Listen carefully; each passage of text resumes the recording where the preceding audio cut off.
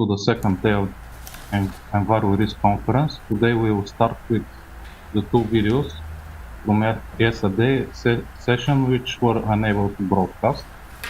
The first one is by Nadezhda Volcheva with topic Winter and Summer Variability and Trends of Modis-derived sea surface temperatures from the western Black Sea.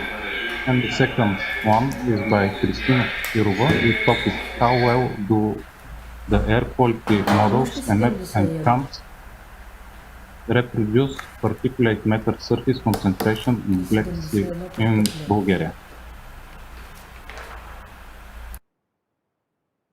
The study deals with winter and summer variability and trends of Modis-derived sea surface temperature for the western Black Sea. The main points of presentation are sea surface temperature, key oceanic features and role, study area, data and methods, seasonal mean SST climatic fields, analysis of trends, SST anomalies, and conclusions. SST is temperature of extremely thin interface between ocean and the overlying atmosphere which controls heat and gas exchange. SST changes are one of the most important source of information related to the climate change predictions. I also have to mention that SST is the longest and most widely measured parameter in the ocean. Using a combination of SST derived from ships moored and drifting buoys together with satellite infrared SST gives an opportunity to characterize the global and the seasonal patterns of the SST. SST also influences the Black Sea water circulation and has an impact on the temperature of the cold intermediate layer. The temperature of surface layer and SST responds most quickly to the atmospheric impact, which is the reason why SST experiences a significant spatial and temporal variability. And also SST influences the Black Sea ecosystem state. Study area is the western Black Sea, includes near shore, coastal and shelf inner and outer, spreading meridionally along the shore curve, and open deep sea areas. 23 observation points were selected for the spatial analysis of the SST variation, which will be discussed further in the presentation. Only the satellite infrared measurements can represent the SST of the 10 micrometer thick skin layer of the ocean, opposed the bulk SSTs measured by the buoys and ships in the layer from 1 to 5 meter. SST data represent monthly global BINT MODIS Aqua Level 3 standard nighttime images at 4 km horizontal resolution spanning the period 2003-2019. CDAS version 7.5 software was used for the extraction of the selected region of interest and highest quality data from monthly composite SST images. In order to achieve the study aims, mean winter and summer climatic fields are calculated by averaging the monthly gridded field over the time span of interest, entire study period, or separate years within. SST normalized anomaly is calculated using the following formulation. Overall anomaly is computed by averaging the seasonal normalized anomaly over appropriate number of years. Also, spectral analysis was performed applying fast Fourier transformation on the mean seasonal SST scalar time series using estimates of spectral density as mean values of periodogram. This graphic represents winter mean SST climatic spatial distribution for the selected time period, which are the typical seasonal dynamic features. Narrow frontal zone of sharp horizontal gradients between coastal and inner shelf waters on one hand, and outer shelf and deep basin on the other, defined between 6.8 and 7.6 degrees Celsius isotherms. Colder coastal waters of temperature lower than 6.2 degrees Celsius. The front is determined by intensification of the large-scale circulation. The rim current flow is strongly pressed against the basin littoral boundaries. Vast area of quasi-uniform open sea waters of temperatures about 8 degrees Celsius. Burgas and Caliacra eddies are discernible on the coastal side of the rim current, marked by temperatures lower than 6 and 6.4 degrees Celsius respectively. This is summer mean SST climatic spatial distribution. Typical seasonal dynamics are relatively cooler waters in the northernmost part of the domain, marked by temperature lower than 24.1 degrees Celsius.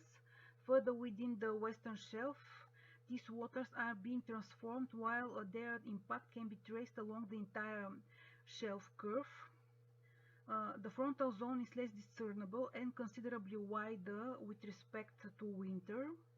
Both eddies can be traced out again, marked by temperature of 24.3 degrees for Burgas and 24 degrees Celsius for Caliacra.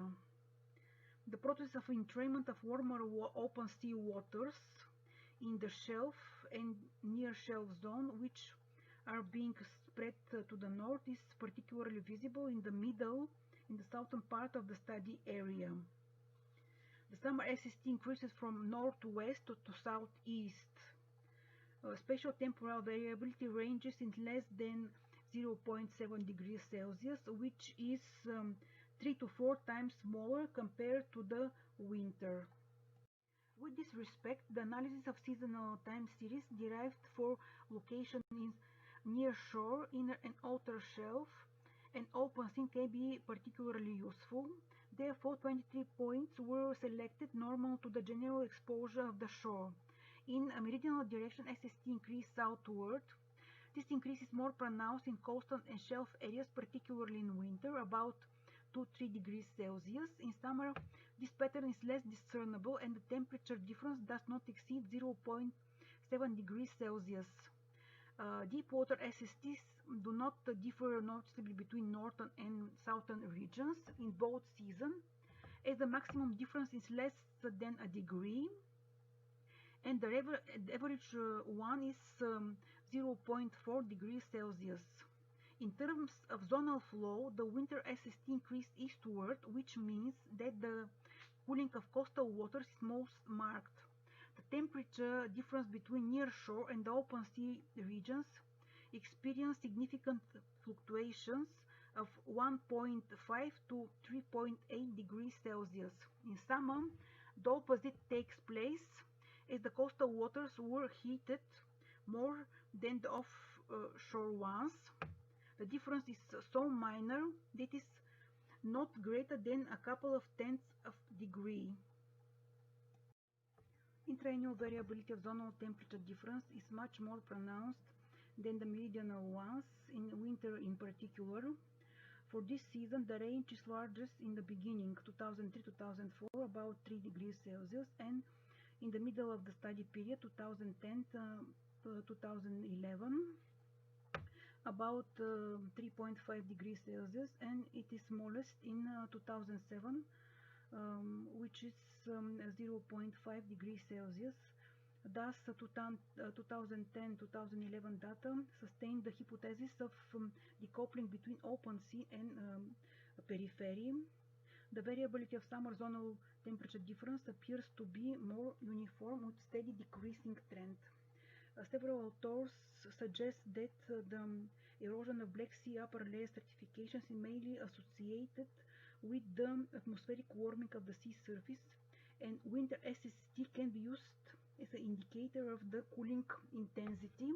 With this respect, the warmest winter were those of 2007, 2014, and 2016, with SST maximum of 7.9 to 8.6 degrees Celsius, as well as the winters of 2009 and 2010 for the open sea area with absolute maximum of 8.7 degrees Celsius.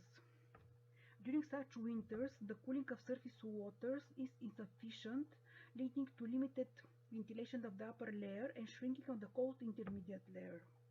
On the other hand, the coolest winters were in 2006, 2012 and 2017, when SST in nearshore waters dropped to 4.3, 4.8 degrees, and in open areas to 6.8, 7.7 degrees Celsius, which assisted the recovery of the vertical stratification. The warmest summers took place in 2010, 2012 and 2016, when SST reached 25 degrees Celsius. This suggests that the periods of the SST rise and fall alter every 5-6 years. Moreover, the fluctuations are seen phased in all areas except for the winters of 2008 to 2010. Besides the winter SST, fluctuations get smoother in the offshore direction. Both winter and summer SST exhibit increasing long-term trends. Linear approximation predict almost uniform increase of the winter SST of 0.06 to 0.07 degrees Celsius per year for all zonal areas, while the summer ones tend to vary between 0.05 0.07 degrees Celsius per year, as the nearshore SST rise is more pronounced. It seems that during 2003-2019 SST have grown with lower rate compared to the two preceding decades. These graphics represent winter and summer spatial distribution of the anomalies averaged over the study period. It can be seen that the summer anomaly, ranging within plus minus 0.6 degrees Celsius, are more than 10 times greater than the winter ones, roughly plus minus 0.04 degrees Celsius. While the summer anomaly's field is smoother and resembles the mean climatic SST distribution, the winter one shows more varied aspect. The water flow from the northwestern shelf was marked by negative summer SST anomalies at the same time that the warming took place mainly in the open sea areas.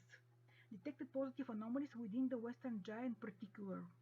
Through the process of entrainment, this warmer water had contributed to the positive anomaly observed on the southern shelf and the adjacent coastal waters. Nevertheless, small negative SST anomaly is present within the middle part of the shelf, which is about minus 0.2 degrees Celsius. For the winter SST anomaly field, the negative anomaly can be observed in deep sea areas. There is neutral anomaly over the large part of the shelf and positive one over the certain span on the middle and mostly southern shelf, especially in front of the Burgas Bay. The slight cooling of the open sea surface might have contributed to the reduced SST growth rate during the last 15-20 years. As a whole, the results suggest that the trend of decoupling between the basin periphery and deep sea regions and attributed to the climate change is still present in the first 2 decades of the 21st century. The cycle of SST interannual variability suggested above agrees with the previous study, which implied the existence of teleconnection between the Black Sea regional atmospheric condition and the large-scale atmospheric patterns driven by the North Atlantic Oscillation. More specifically, this refers to a sequence of cold and mild winter cycle with approximately 5 years duration that roughly follows the now positive and negative cycle. Similar fluctuations were observed for mixed layer temperature and cone intermediate layer thickness. In respect to confirm this finding with the SST dataset used in this study, a spectral analysis of seasonal time series was performed. The results revealed that the largest spectral density corresponds to the highest frequency fluctuations of 2 years. However, the second peak indicates an 8-year cycle of variability. Finally, the main outcomes of the study are Climatic SST field for the study period reveals the main features of the seasonal hydrodynamics.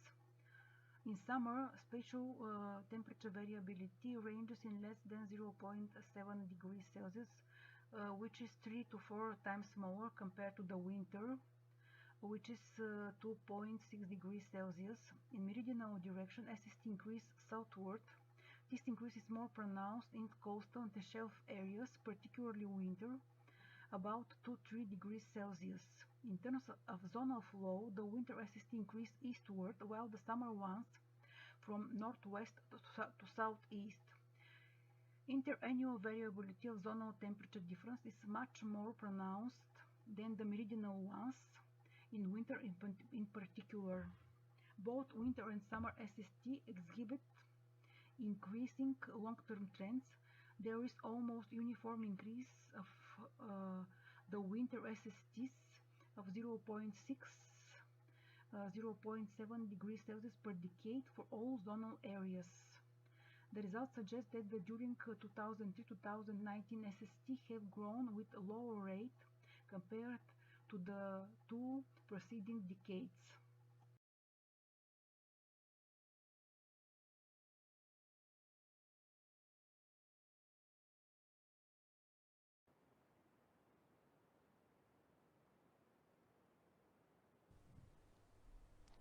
This talk is about how well do the air quality models IMAP and CAMS reproduce particulate matter surface concentrations in Bulgaria.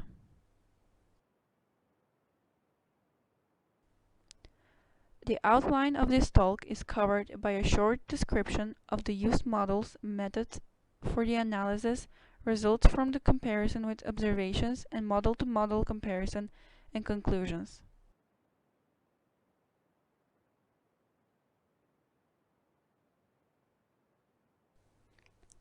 For the study, we have chosen to look at freely available results of 3 well-known operational air quality modeling systems for a case study in Bulgaria. The systems differ in their input data, emissions handling, chemical mechanisms, etc., but it is believed that they capture the main characteristics of the surface PM distribution. In brief, results from the following systems are used here. The model of the Meteorological Synthesizing Center West of the European Monitoring and Evaluation Program, further denoted as IMAP.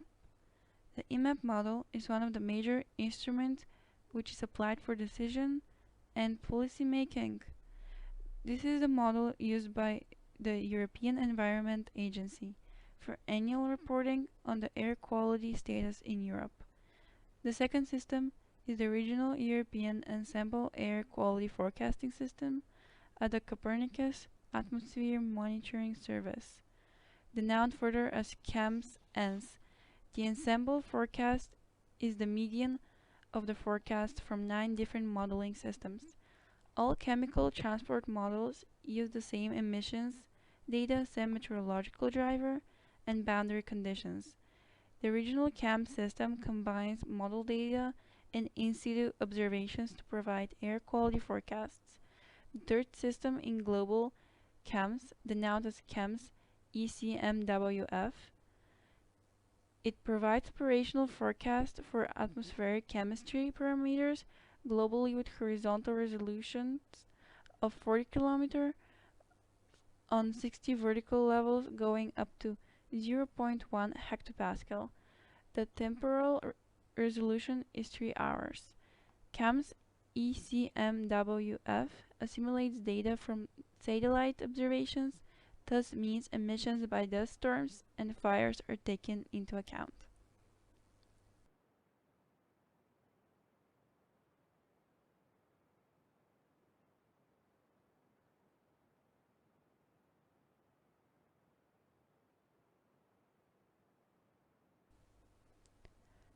The period for the case study is 1 month, August 2017. This was a typical summer month characterized by high temperature and low precipitations. The prevailing weather was of anticyclonic type, except 5 days with weak pressure field and 10 days with cyclonic type. Massive thunderstorms were registered on 4 days. High temperatures and low amount of precipitation are favorable conditions for wildfires, which occurred at the beginning of the studied period and in the second part of the month in southern Bulgaria. Saharan dust intrusions towards the country detected by data from GOME-2 instrument on METOP satellites were supposed in about 14 days throughout the month. As during summer domestic heating, one of the major emissions sources for PM is missing. The selected month is assumed to be influenced by natural aerosols that GAMS modeling systems can treat through the data assimilation. To check the performance of the models, two main aspects were considered: model-to-model observation analysis and model-to-model comparison. The model daily PM values are compared to the daily observed ones in each station in Bulgaria, with available observations of PM10 24 stations and PM2.5 8 stations for the period August 2017. The stations are part of the air quality monitoring network managed by the Bulgarian Executive Environment Agency. In this figure is presented a map of the stations with available observations of PM10 and PM2.5 for August 2017.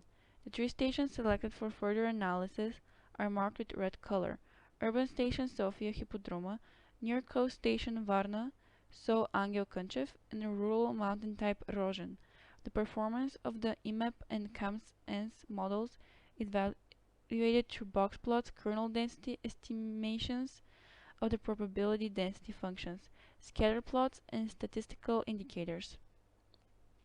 The statistical indicators averaged over all stations include the mean observed and modeled concentrations, the mean bias error, the root mean square error, the correlation coefficient, the fractional gross error, and the normalized mean bias.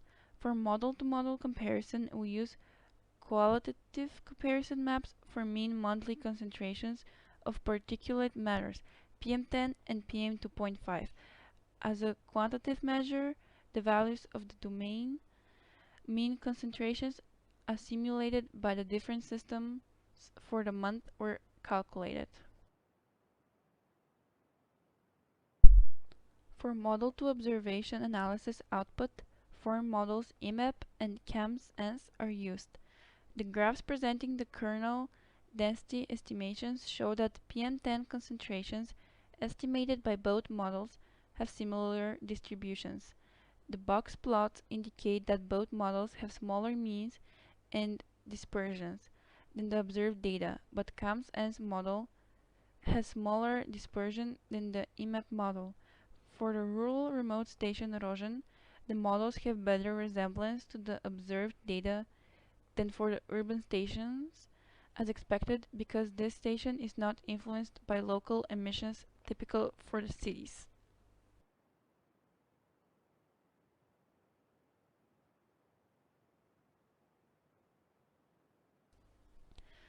Both models underestimate the observed PM10 concentrations. This can also be seen from the statistical indicators of modeled versus observed PM10 averaged over all 24 stations presented in the table and on the scatter plots for all 24 stations.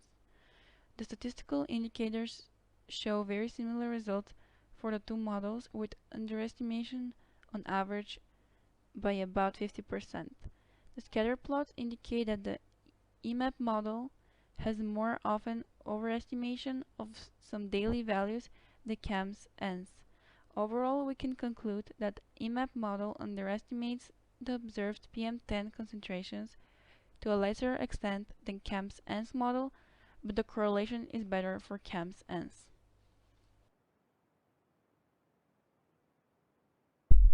Compared to the results for PM10, the difference between modeled and observed PM2.5 concentrations is smaller. The modeled PM2.5 concentrations by both models are similarly distributed.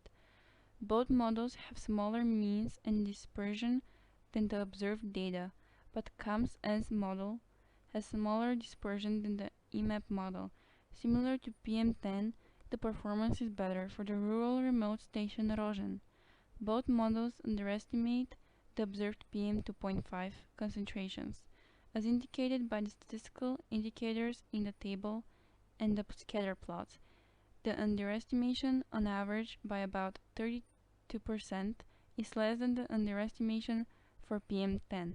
To note that the number of stations for PM2.5 is only 8.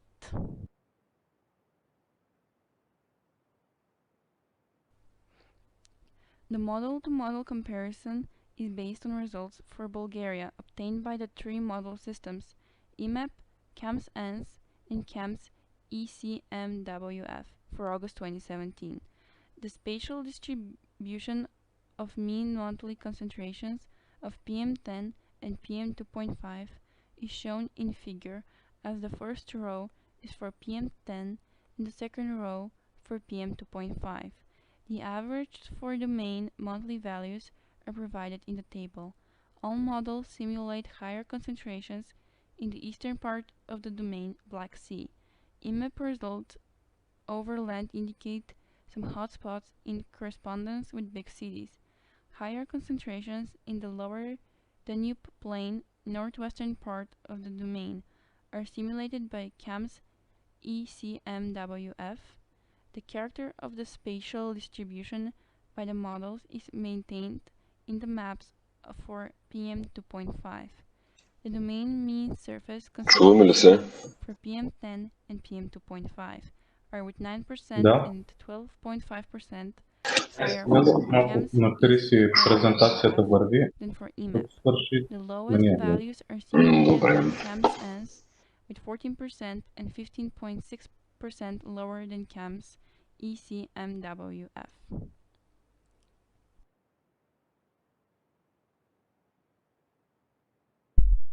Conclusions.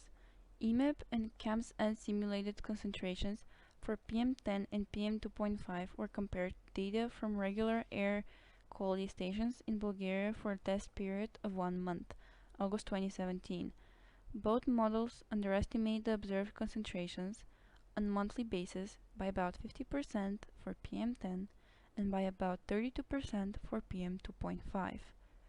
The models perform better at the rural remote mountain site Rožen than for the urban background stations, indicating that the outputs could be used for indicative values of background PM's concentrations. IMEP model underestimated the observed PM10 and PM2.5 values to a lesser extent than CAMS-ENS. The spatial distribution showed higher values in the eastern part of domain Bulgaria and hotspots over main cities. The CAMS ECMWF model indicates higher surface concentrations north of the country over the lower Danube Plain.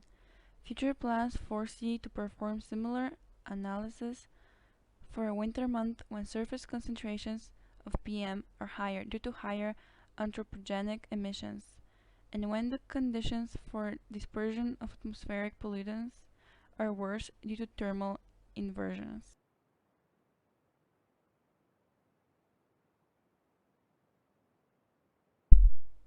The work presented here was carried out in the frame of the project SIDUAC, Satellite Information Downscaled to Urban Air Quality in Bulgaria, funded by the Government of Bulgaria through the European Space Agency, the European Centre for Medium-Range Weather Forecasts, the Copernicus Atmosphere Monitoring Service, and the Meteorological Synthesizing Centre West of the European Monitoring and Evaluation Program, and Met Norway are acknowledged for providing analyzed and forecasted data on meteorological parameters and atmospheric chemistry.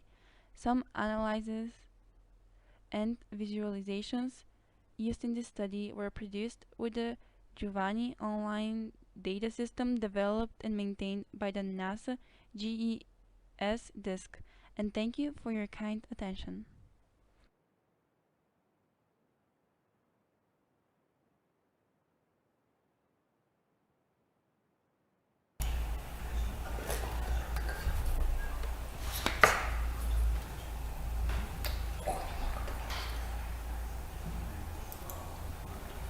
Good morning to everyone. I'm Georgi Gadget, and I will be a chair at the first session of the second day of the conference. The first presentation will be given by Damian Barantier, and Damian, you have the word. Thank you, George. Let's share my screen. Yeah.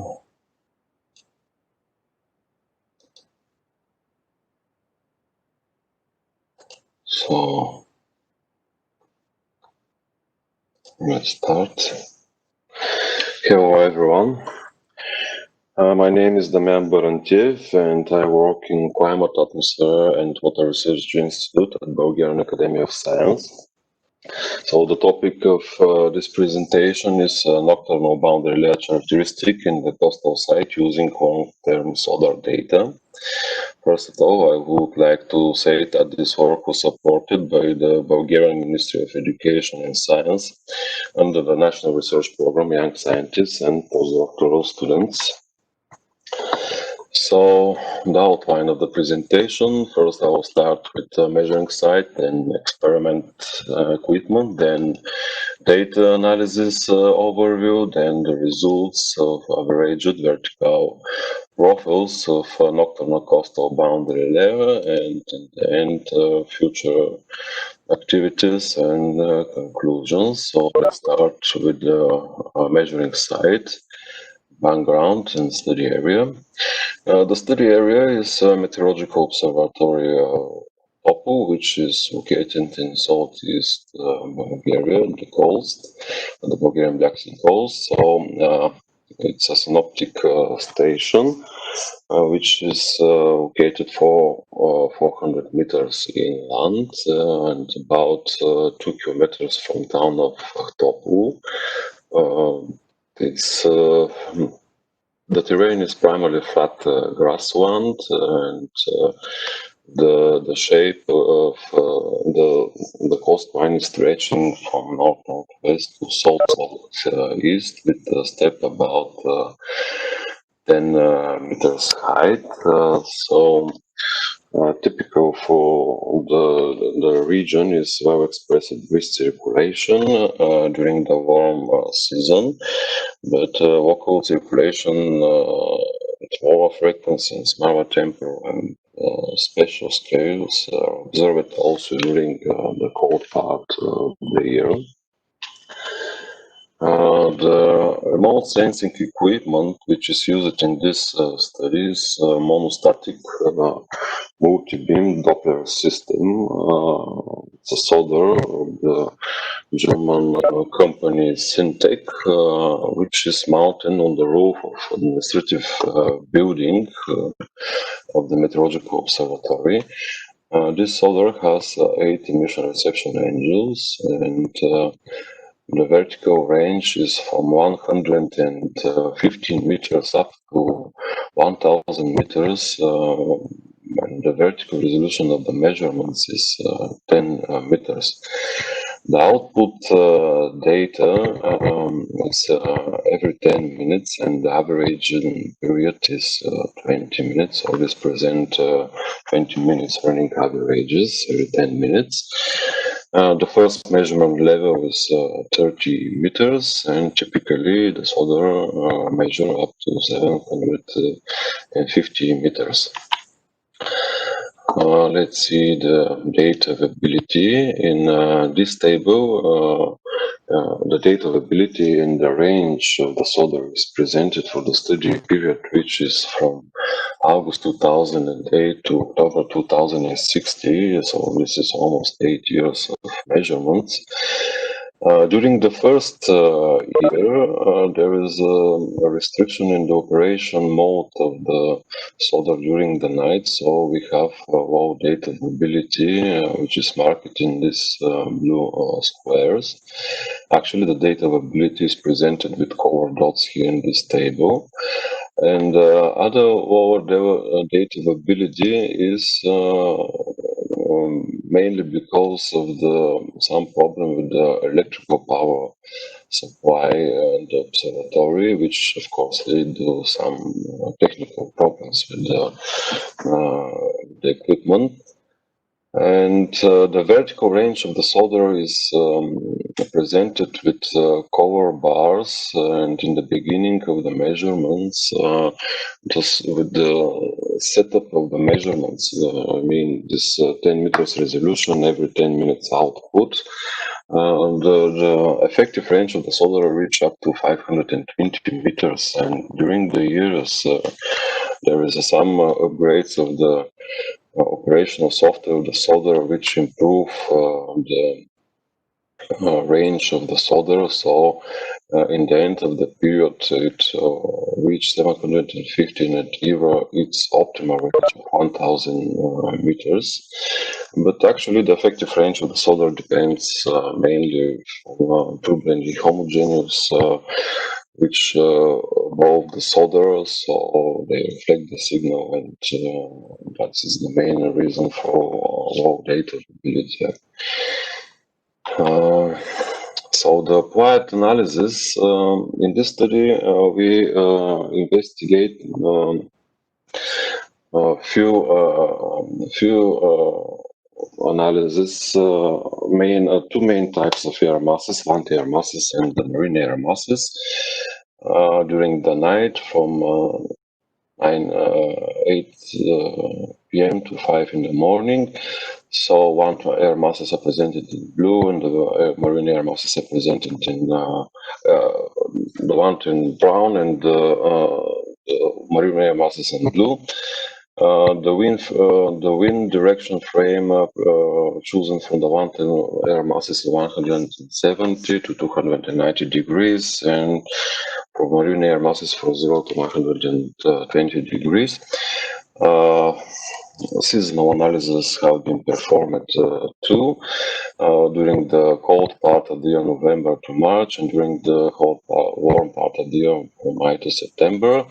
Different conditions have been applied. The strongest condition is one with continuous profiles, fixed height, with simultaneous availability of 12 output parameters. Condition 2 is the same, but the minimum height is up to 110 meters, and the condition 3 profiles considering a minimum of 3 points in height and satisfy the wind direction condition.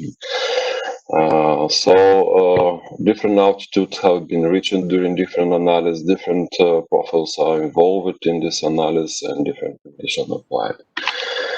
So let's see the results. All nocturnal anti-air masses. This is 12 output parameters from the solder for all nocturnal anti-air masses with condition 3. Because the condition 3, high availability of the data is observed close to the ground. So the color, averaged color profiles of the 12 parameters is depending on the data availability of the individual profiles involved in the averaging. So we start from left to right and from top to bottom with wind direction, wind speed, dispersion of the wind speed, vertical wind speed, dispersion of a vertical wind speed, the components and its dispersion of the horizontal wind speed. Here is the eddy dissipation rate, turbulent intensity, turbulent kinetic energy. So we can see changes of the shape of the averaged profiles, and important here is the shape of the turbulence profiles at 430 meters. So we have moons and peaks, and at 15 meters we can indicate the surface layer because of the change of the shape of the profile of the dispersion of the vertical wind speed and dissipation rate of kinetic energy. And one air masses in condition 2 during the warm period of the year. So again, we have Valprenus and peak in 400 meters, and all turbulence profile here. The turbulent intensity show 430 meters. Different profiles are involved in the averaging in the surface at 15 meters and 19 meters again. and nocturnal marine air masses during all part of the year. Here we indicate 300 meters high of the marine boundary layer during the cold part of the year, and formation of the internal boundary layer at 15 meters, 40-15 meters, according to turbulence profiles. So this is the buoyancy production profiles with condition 1, and this is with the condition 3 during cold part of the year, so the marine air masses. Buoyancy production is calculated through the dispersion of the vertical wind speed. So internal boundary is confirmed at 15 meters, and here again we have confirmation of the results. And this is the thermodynamic state of the nocturnal boundary layer. This is actually the seasonal averaged cross-section of the probability of the Skil-Guilford classification stability class of the atmosphere. So different classes, different altitude. We can say that we have more stable. The left side is actually the warm air masses, and the marine air masses the right side. Up the warm part of the year and the cold part of the year in the bottom.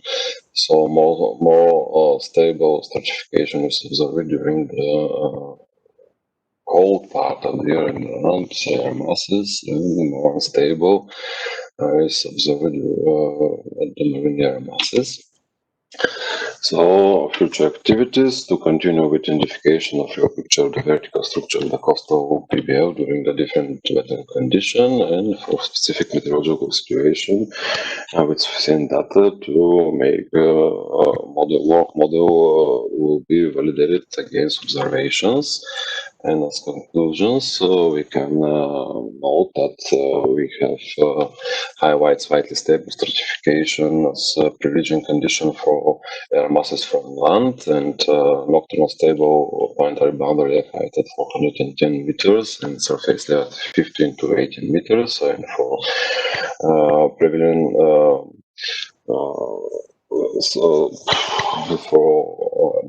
sea air masses, marine air masses, the nocturnal marine air masses, we have a neutral certificate and slightly unstable stratification, internal boundary at 40 to 15 meters, and planetary boundary at 300 meters of marine air masses. So thank you for your attention, and once again this work was supported by Bulgarian Ministry of Education and Science under the National Research Program Young Scientists and Postdoctoral Students. Thank you.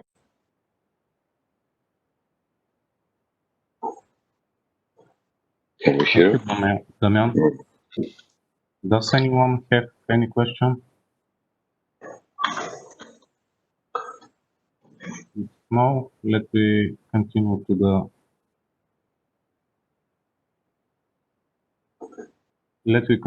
the second presentation. It is video sent by Radostina Angelova with topic environmental impact of all quarry activities, the case study of a gneiss deposit in the region of Bogojgrad. Hello, my name is Radostina Angelova, and I'm from the Technical University of Sofia. I would like to present you our work entitled Environmental Impact of Quarry Activities, the case study of a gneiss deposit in the region of Bogojgrad. The nowadays knowledge on quarry activities based on modern technologies and research has significantly reduced the effect of quarries on the environment. However, the extraction of rock materials from the landscape cannot be performed without causing some environmental consequence. The aim of our study was to assess the impact of the quarry activities on the environment in the gneiss deposit called Budjaka, and to suggest those activities which are needed for improvement of the present situation.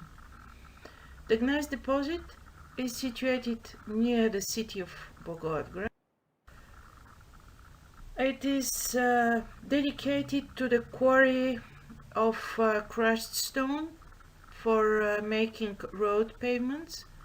It is located about 2 kilometers northeast of the village of Bucino and about 10 kilometers from the Blagoevgrad city. The quality of the gneiss is middle. The geological structure of the deposit involves biotite and tumica gneisses and gneiss schists. The gneisses from the quarry can be used for making road groundworks, and they also correspond to a standard for making asphalt mixtures. Part of the study was to obtain the engineering characteristics of the quarry. Some of them are mentioned on this slide. For example, the height of the working step is up to 17 meters for level 319, which is the highest level, 20 meters for level 370, and up to 14 meters for level 356 meters, which is the lowest level of the quarry. 75 degrees is the angle of inclination of the working step, and the minimum width of the work site is 40 meters. The most important part of the study was the assessment of the impact of the quarry on the environment and to give some suggestions if needed for. The first aspect of the quarry works was the blasting operations. The blasting works in the quarry are divided into two different types: primary works, with the help of which the mineral is diverted from the massif, and secondary works for additional fragmentation of the oversized pieces obtained during the main works. The next slide summarizes the positives and the negatives of the blasting operations which have been established, which have been assessed. So the positives are that before any explosion a signal is given with the siren. After the explosion, but not earlier than 30 minutes, the detonation field is inspected for failures. People and equipment are allowed to work in the field at least after 14 hours after the blasting operation. The nearest neighboring objects are outside the range of the safe distance of 400 meters. As near the quarry is a gravel pit stop, the works in the pit stop during the blasting works and people and machinery are evacuated outside the safe area. People can enter the quarry after a measurement with a gas analyzer. Another positives are that systematic survey on the behavior of the slopes is organized from the management of the quarry so as to take effective measures to prevent landslides or falling of individual rocks. To protect the neighboring agricultural and forest lands from disturbance and pollution, it is not allowed machines and disposal of materials and waste to be placed on them. The produced crushed fractions and the technological waste from the processing of rock materials are placed at special, particularly organized places. Probably the most serious accident with blasting operations was on 26th of September 2017 when the blasting works provoke a shock wave which was felt in the city of Blagoevgrad in the form of an earthquake.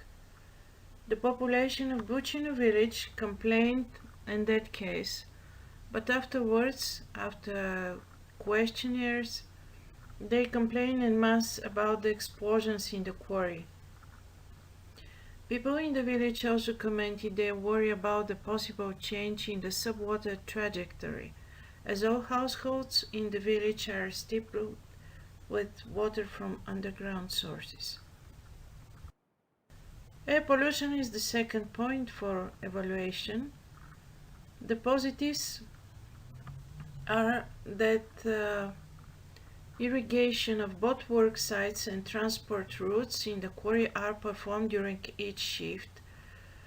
The air pollution is strongly related to the humidity, so these activities decrease the effect of the air pollution around the quarry. The ban on access 14 hours after the blasting operations leads to the deposition of dust particles before the presence of workers in the quarry. Mining equipment and vehicles that do not meet the requirements for the concentration of pollutants in the exhaust gases are not allowed to operate. All the equipment passes annual technical inspection. The negatives. The blasting operations and the additional on-site fragmentation of the oversized stones provoke the appearance of in-air particles of different size. Though large particles may not be able to penetrate the respiratory system of people, these of aerodynamic diameter of less than 10 micrometers could be dangerous. So our suggestion is to use respiratory protection type of masks, which are not frequently used on site. The noise. The quarry and its management are responsible for assuring the emitted noise is within the level set by the regulations. A second positive point is that the quarry is located away from populated areas. The relief cannot be used as a sound deadening structure. To decrease the noise of transportation, conveyors could be used for in-pit movement of materials. A problem is that very close location of the in-pit site to the village. So the quarry is about 200 kilometers from the village, but the in-pit site is very near, as can be seen from the picture. Our suggestion is that, similar to blasting, the noisy operations could be scheduled so as to minimize the effect on population. Concerning the water, the quarry explodes the high parts of a sloping hill, which is intensively cracked. At the establishment of the quarry, the risk assessment for the water resources were assessed as low, and during the exploitation works, no outflows of water or water levels in the deposit were recorded. In fact, there is no systematic investigation on the underground water. Concerning the biota, the last point of our investigation, it can be said that mainly negative are our assessments. So the preliminary assessment of the effect on the quarry on the biota had not been performed. In any case, the quarry works have changed the habitat of some animals due to human presence, the blasting operations, and the noise. The effect on plants could be expected or evaluated as to be smaller, as the low strength soil layer is around 5 to 10 centimeters thick and disappears on several places. However, all species inhabiting the rocks are at risk. Our conclusions. The analysis showed that most of the prescriptions of the legislations are strictly followed in Buchaka Quarry. However, blasting operations and noise from drilling and all machineries are the main sources of risk for the population in the vicinity. The impact on biota is still not highlighted enough. Plans for further recultivation of the area should also be elaborated. We as authors acknowledge the help of the National Science Program, Environmental Protection and Reduction of Risks of Adverse Events and Natural Disasters. And thank you for your attention.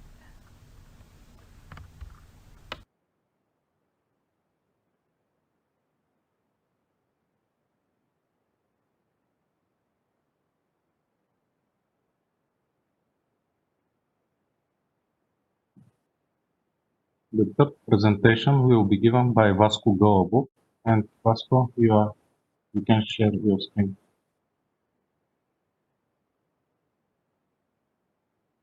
Can you hear me? Yes. Okay, just a moment.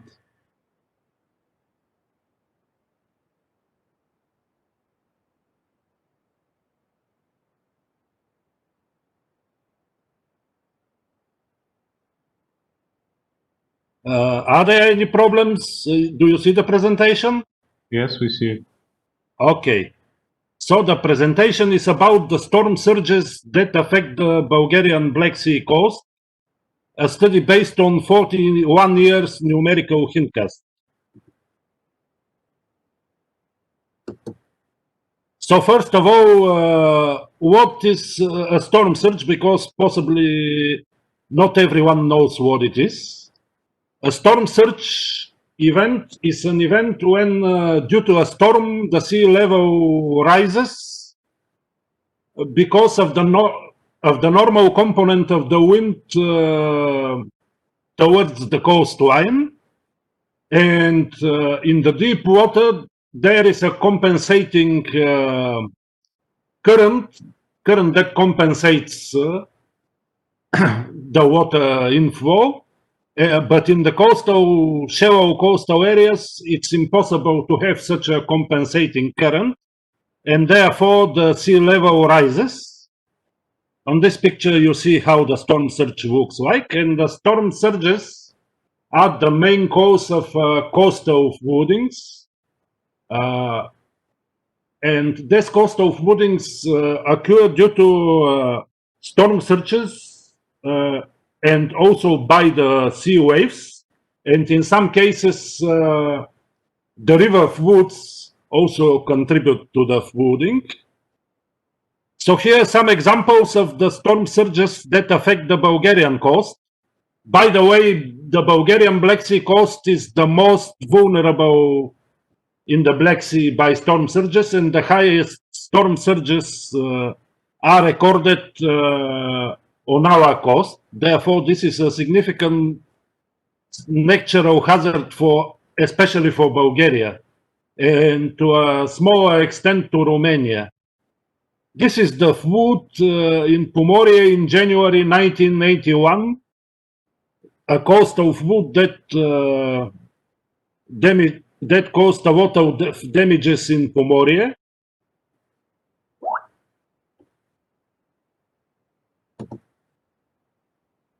And here is an example of the only summer storm surge of which I am aware. This is the storm surge at the beginning of July 2006, and you see the consequences in the Irakli Beach. This is flood caused by combined action of a storm surge and river flood because of torrential rainfall.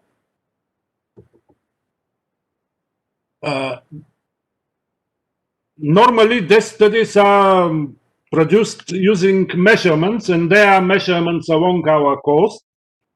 However, these measurements are not publicly available, and Until now, there are no published studies about the climatology of these events on a long range. And therefore, for the first time, I use numerical modeling to study the climatology of the storm surges. And the storm surge model that is used in the study is the storm surge model of Météo France, modified by Georgi Mangov and me. That is also used in the National Institute of Meteorology and Hydrology for the operational forecast. This is a hydrodynamic barotropic model that integrates down to the mixed layer depth. This is the upper layer of the Black Sea, taking into account the very stable stratification of the Black Sea. The storm surge is considered a wave, long wave, that penetrates only the upper layer. The spatial resolution is 2 minutes in spherical coordinates, and the input data, which is the wind and the mean sea level pressure, is coming from the recent ERA 5 reanalysis. And the computation covers the entire period of the ERA 5, and it will be extended when the ERA 5 extends back to 1950. Of course, the study has some limitations, usage of modeling instead of measurement data, and underestimation of some of the highest surges.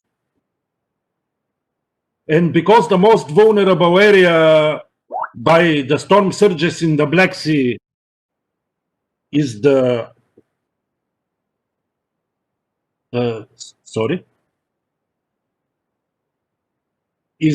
Burgas Bay area, the selected grid point at 5-meter depth close to Burgas was used in the study, and also the following indicators of the storm surge climatology: the total annual number of the events above a threshold, which is selected as 40 centimeters rise, 60 and 80.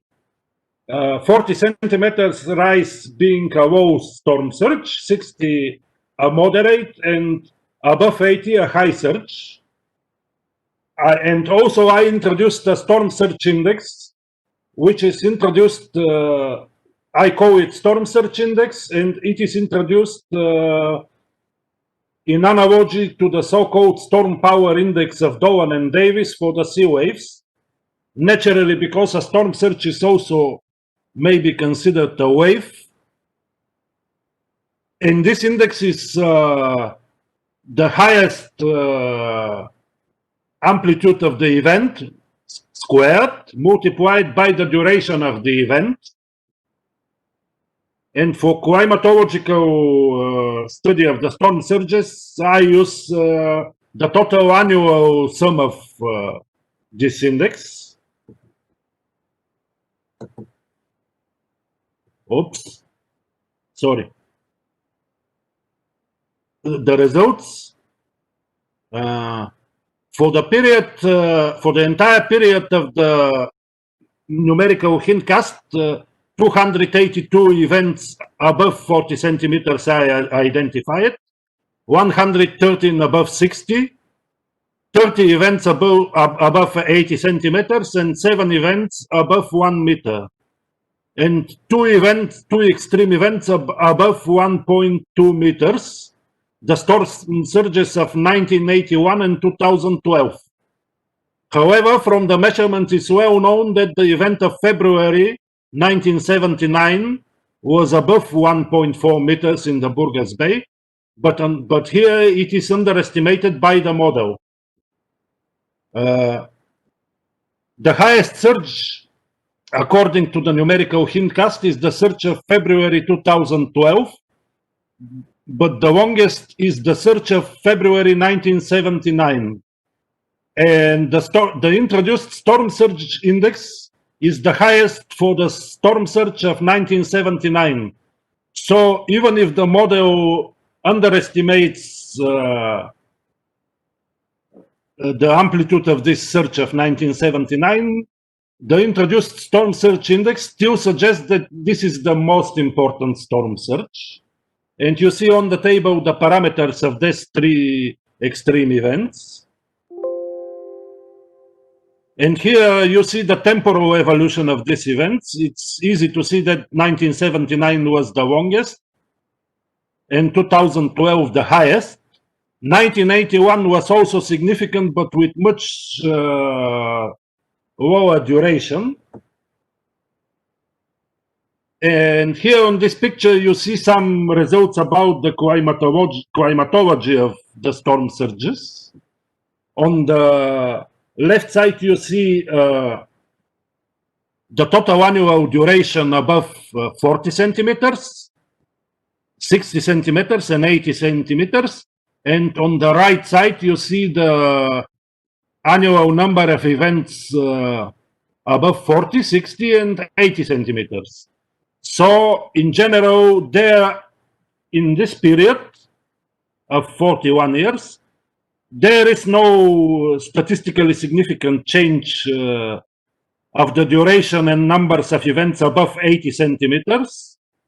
There is no change in the duration above 60 centimeters and slight positive trend in the number of events. And above 40 centimeters, there is no significant trend of the duration, but there is a significant trend in the number of events. Therefore, the significant events are not changing in number and duration. However, the lower storm surges are with increasing number and decreasing duration of a single event. However, the conclusion that there is no change of the extreme events is important. And here you see on the left the annual maximum storm surge. And as you see 1981 and 2012 as the years with the highest surges. And on the right, you see the introduced storm surge index.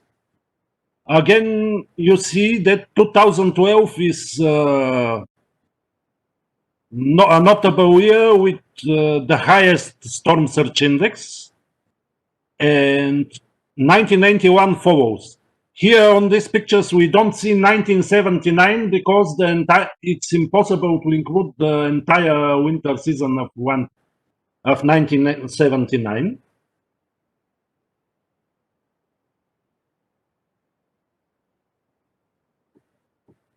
So conclusions, the highest surge in the model output was the surge of February 2012, while the longest and most energetic was the surge of February 1979. We studied the total annual number and duration of the surges above a certain threshold, and also the annual maximum and a storm surge index. And we found no evidence of a trend in the frequency and magnitude of significant surges, and some evidences of changes only for the small events, which are increasing in number but decreasing in duration.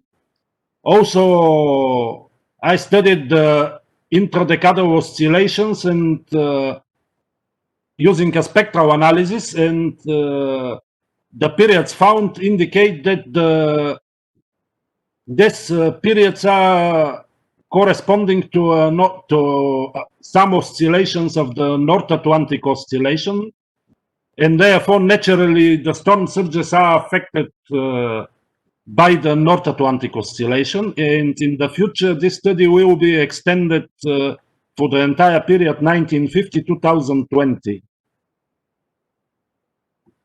So thank you for your attention, and I'm ready to answer questions if there are any. Thank you, Vasco. Thank you too.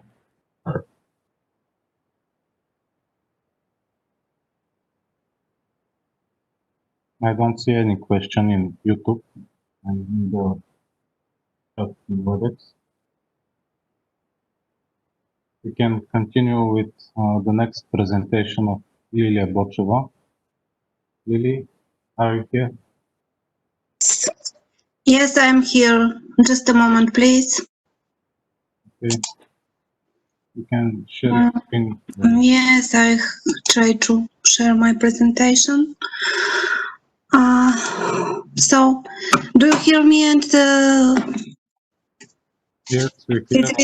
okay. See. My presentation concerning a statistical assessment of annual maximum daily precipitation over Bulgaria in the period more than 100 years. It's performed by me, but it's a collaboration with my colleagues and mostly with Christina Malchova.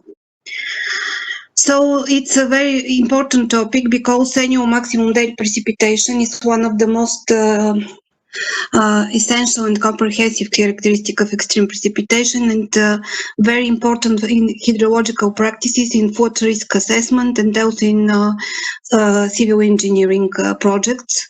In recent decades, globally, the extreme precipitation increased not only intensity and frequency, and by many investigations, it's shown that more than 2/3 of all meteorological stations have the same increasing trends in extreme precipitation. In Bulgaria, since the beginning of 21st century, we have a significant number of extreme daily rainfall events, and they often lead to considerable economic losses, but also to human casualties. Here is two examples of this. The aim of our study is to explore the available precipitation data from the beginning of meteorological observation in Bulgaria and determine the return levels of annual maximum daily precipitation for selected probability of existence following the clear procedures of statistical processing. The selection of suitable probabilities distribution function is very important and essential in the statistical analysis of extremes, as the appropriate choices could lead to the significant error and bias in the estimated characteristic values. Period of observation is, you can see it here, from the 1892 to 2080. Station selection criteria are as follows. Here is the station we use in our study. The selection criteria are at least 40 years of continuous observation in one station, no more than 10% missing data for the low observational period, and relatively evenly spatial distribution of all of station. At the least of all, our choice was about 292 meteorological stations, which is represented on the chart here. And then daily precipitation amount were determined for the low observation period of each stations. The real length of the time series without gaps varies between 40 years and 127 years. And for statistical computation and scripts used in this study, we use freely available R software version and R Studio version, and maps are created using the advanced tools for geostatistical analysis of ArcGIS 2.4.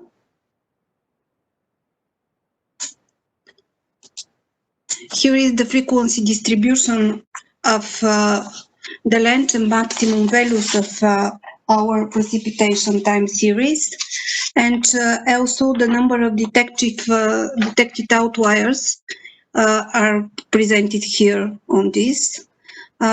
You can see that it's outlining very good the rainiest years till the beginning of 21st century, 2005 and 2014.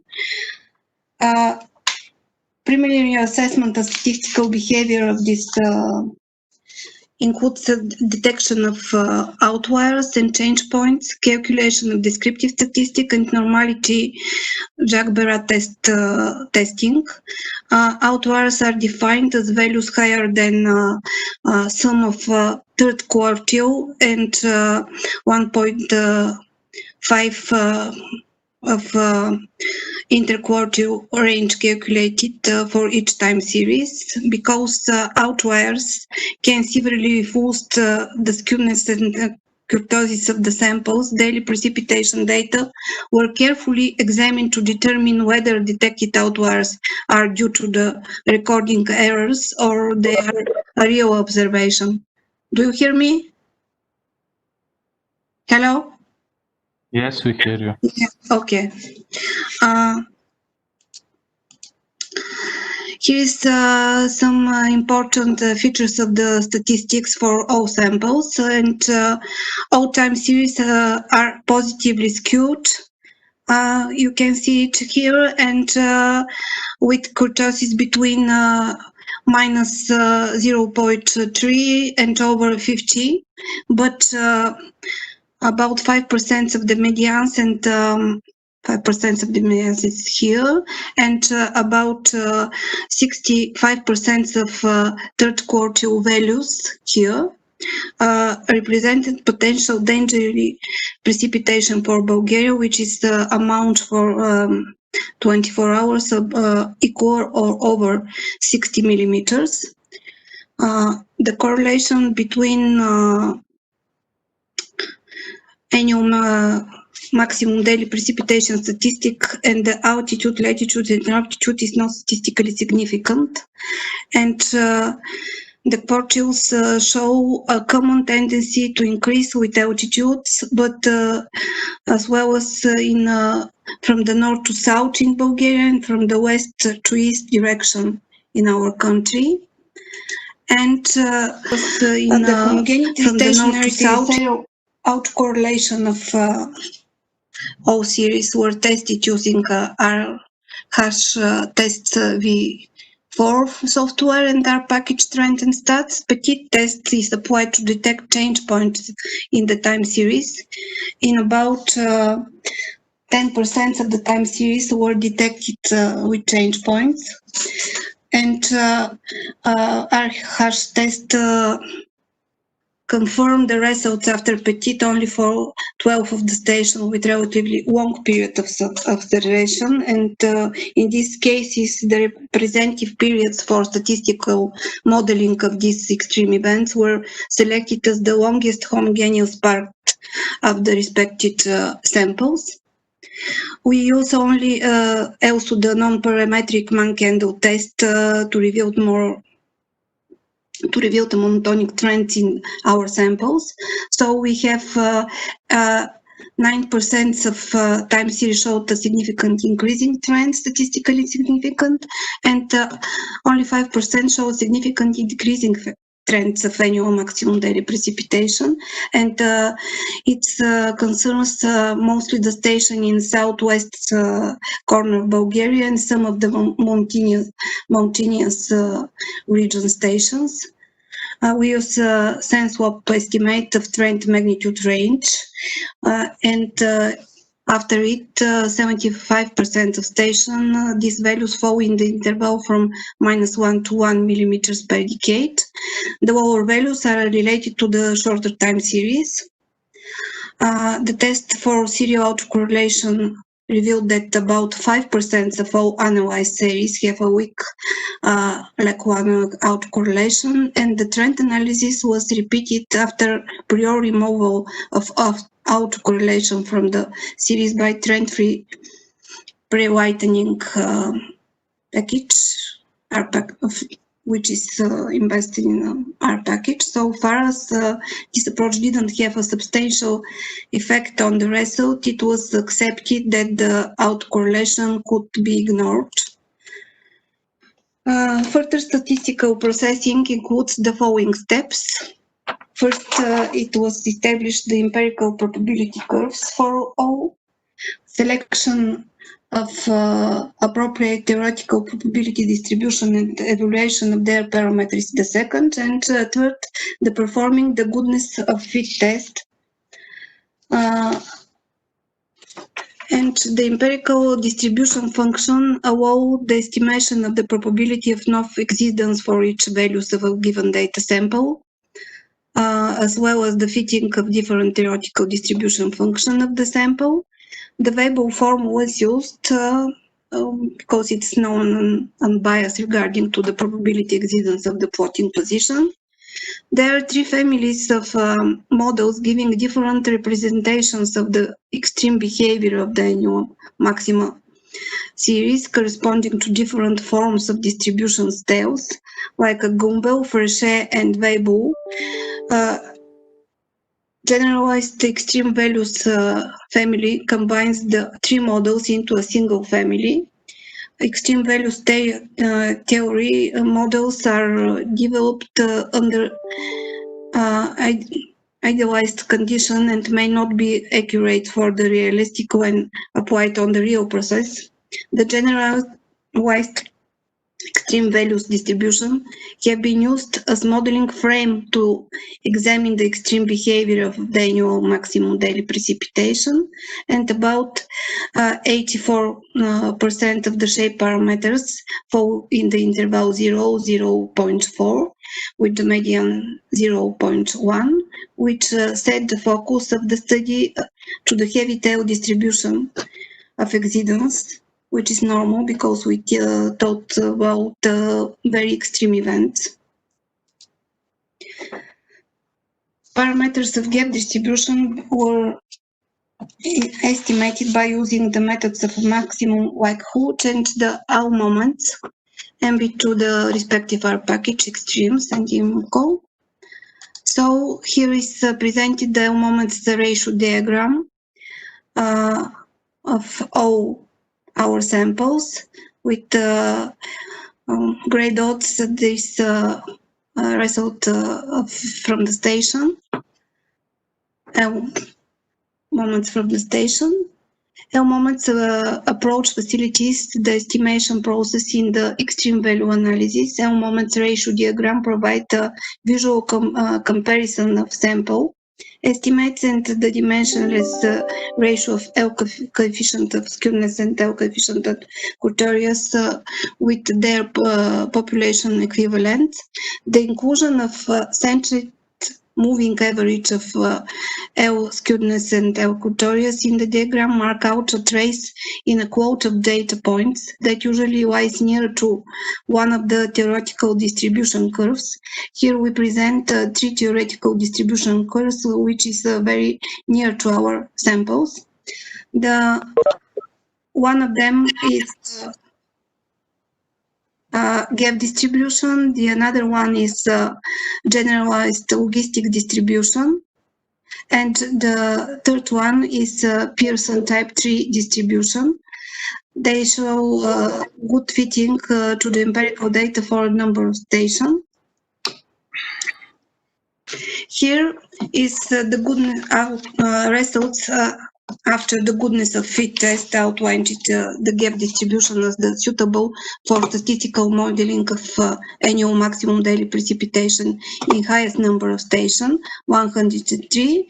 The general logistic distribution is second with 92 stations, and the Pearson distribution is with 53 cases here. The non-stationary gap model is used in 44 time series, and there is a result of the return period for our after all these statistical assessments. And here we show the 20 years return level for probability of 5% of exceedance of this type of precipitation, and also the 100-year return levels with probability of exceedance 1%. The lower return level of values prevailed in the central part of western Bulgaria and the upper part of Struma Valley. here. You can see it in two return levels charts, and whereas the higher values are expected in southern parts of the Rhodope Mountains, which is here, and also in the Strangă region, and the extreme precipitation is higher in some mountainous parts here in Balkan Mountains and in northeastern parts of the Bulgarian Dobrich region. So, in the conclusions, all time series are positively skewed. About 5% of medians and 65% of third quartile represent potentially dangerous precipitation. The increasing number of outliers since the end of the previous century is related to the climate variability of maximum daily precipitation in recent decades. About 10% of time series were detected change points after Petit test.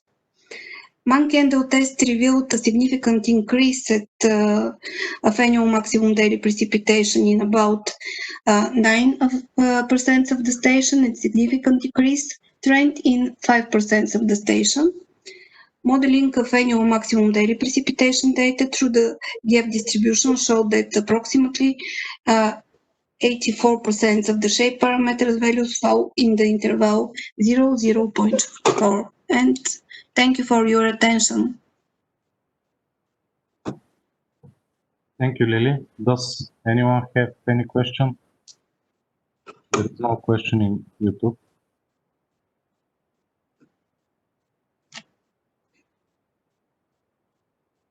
Now we can continue to next speaker. The next presentation will be given by Emilia Georgieva. And Emilia, if you're ready, you can share your screen. And Lily. Good morning, can you hear me? Yes. Okay, in a minute I will share the presentation.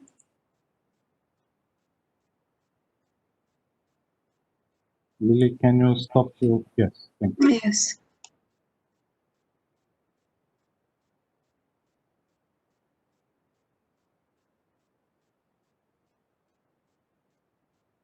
Let's first check if we have the presentation online or still not.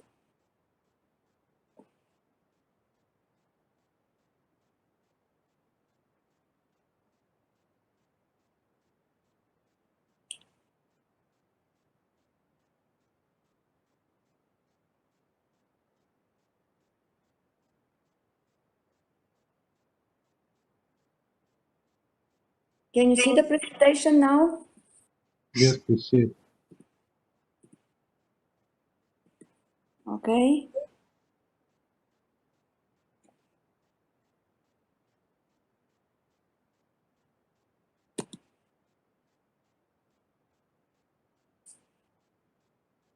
Okay, good morning everyone. Thank you, Georgi. My presentation is on the effects of Saharan dust intrusions on precipitation chemistry in Bulgaria. The work has been performed together with my colleagues Elena Hristova and Blagorodka Veleva. As you have noticed in the title, there are three keywords that gave us the motivation for such type of study. The first one, the storms or Saharan dust storms are unique form of natural hazards that impact many aspects of our life. I will mention only the human health, the weather and climate, the agriculture, but there are many other social and industrial activities that might be impacted by dust storms. What is so special of this type of hazard? The Saharan storms and the dust storms are seen as a special and unique form of natural hazard for one particular characteristics. The Saharan dust travels 100 and 1,000 kilometers away from the source regions, so the effects are seen not only on site but also off site. And due to this, some significant cumulative effects may be also observed. During their path, the dust particles undergo different processes, and due to photochemistry, to cloud processes, with mixing with other pollutants, so they change their physical chemical parameters. And they are scavenged from the atmosphere by processes of depositions, dry and wet depositions. Wet deposition means precipitation on rain. So precipitations are one of the mechanisms to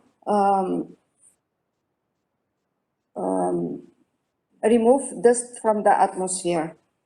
So you may now wonder, is this important for our country, as we are not a Mediterranean country? And for this, we have looked at the African dust frequency for Bulgaria based on two different types of studies. On the left panel, the study is based on air quality data. And for the station erosion, it is estimated that about 20% of the days of the year there is Saharan influence. The right panel shows the same information, the frequency of Saharan dust, but based on satellite data. The analysis has been done by Maria Dimitrova from the Space Research and Technology Institute of the Bulgarian Academy of Sciences. The first bars on the first graph on the right shows the days with Saharan storms per year, and this is ranging from 2004 until now. And you see that the variability is between 20 and more than 100 days per year, estimated by satellite data. The lower part of the right panel shows the days with sandstorms per month. And we see that the maximum is in the spring, when also the precipitations have maximum in Bulgaria. So both these analyses have been done for more than 10 years, and we can see that on average more than 20% of the days are influenced by Saharan dust in our country. So that's why our goal was to analyze the influence of Saharan dust on the chemical composition of rain samples collected in Bulgaria during the period 2017-2018. And the methodology we have used is based on combination of different observations and models data. The observations include rain samples and their chemical analysis, also satellite data for the aerosol optical depth, that means the total load of aerosols in the atmosphere. And the modeling results are from different type of operational models covering the whole European territory. We have used 3 sites for collecting samples. They are located in different environments: Sofia Urban, Chernivrh Mountain, and at the seaside of Topol. The sampling was done on daily basis during the year 2017-2018, and then the samples were chemically analyzed for acidity, conductivity, main ions, and elements. So we faced a big challenge to the question how to identify then the Saharan dust outbreaks. And for this, we have used again a variety of data, mainly coming from operational models, from back trajectory model, but also from satellite data. From operational models, I will also only highlight the models running operationally at the Saharan dust storms warning and advisory system developed some years ago at the World Meteorological Organization. It runs for Northern Africa, Middle East, and Europe. And it is a composite model of more than 10 model members. Also, we use very much the operational data from the Copernicus systems, air quality data from ensemble model, or global data from the global CAMS models. So based on all these analyses, we were able to select 26 rain samples for analysis and for our purposes. These samples were then divided into two categories depending on the path of the Saharan dust. The first one, A group, includes direct influence. That means the flow is coming from southern directions towards Bulgaria. The second group, with much more samples as number, is named indirect influence, as the Saharan flow, Saharan dust first goes to Central or Southern Europe, and then with appropriate synoptic situation, it comes towards Bulgaria. Confirming this path, for confirming these paths, we have constructed the composite maps of the wind using NCEP and CARI analysis data. So for the first group, you can see that the prevailing direction of the wind at 700 hectopascal is from southern direction. The colors indicate the speed of the wind, that indicate the wind speed, the intensity. And in the second and the B case, the direction is more from northern directions.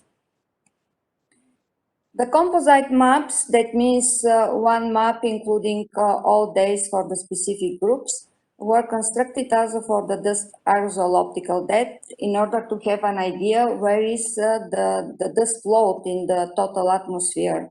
And for this, we have used the reanalysis data by the CAMS global model. The dust aerosol optical depth in the first group is mainly southern of the country, while for the second group, we see that the load is not so intense, but it is located northwest of the country. Some examples, what is the chemical composition for particular days of the A and the B group. Here we show the concentration of different elements, ions and elements for the two groups. And what is to be noticed that for the direct influence group, the concentrations of chloride, magnesium, sodium, and silica are much higher than for the indirect group. If we want to make some average analysis, then we have looked on the contribution of different elements to the total ionic concentrations. This is this graph that shows the contribution in percentage of different ions and elements for the two groups in different colors. And this is averaged for the two groups. So what we can see that for both groups, the samples contain mainly non-cis sulfate, nitrate, ammonium. For the A group, there is a strong fingerprint of the Mediterranean Sea, as the samples are enriched with sea salt aerosol, higher level of chloride and sodium. While for the indirect group, the dust air masses are enriched with substances of anthropogenic origins, non-sea salt sulfate, ammonium nitrate.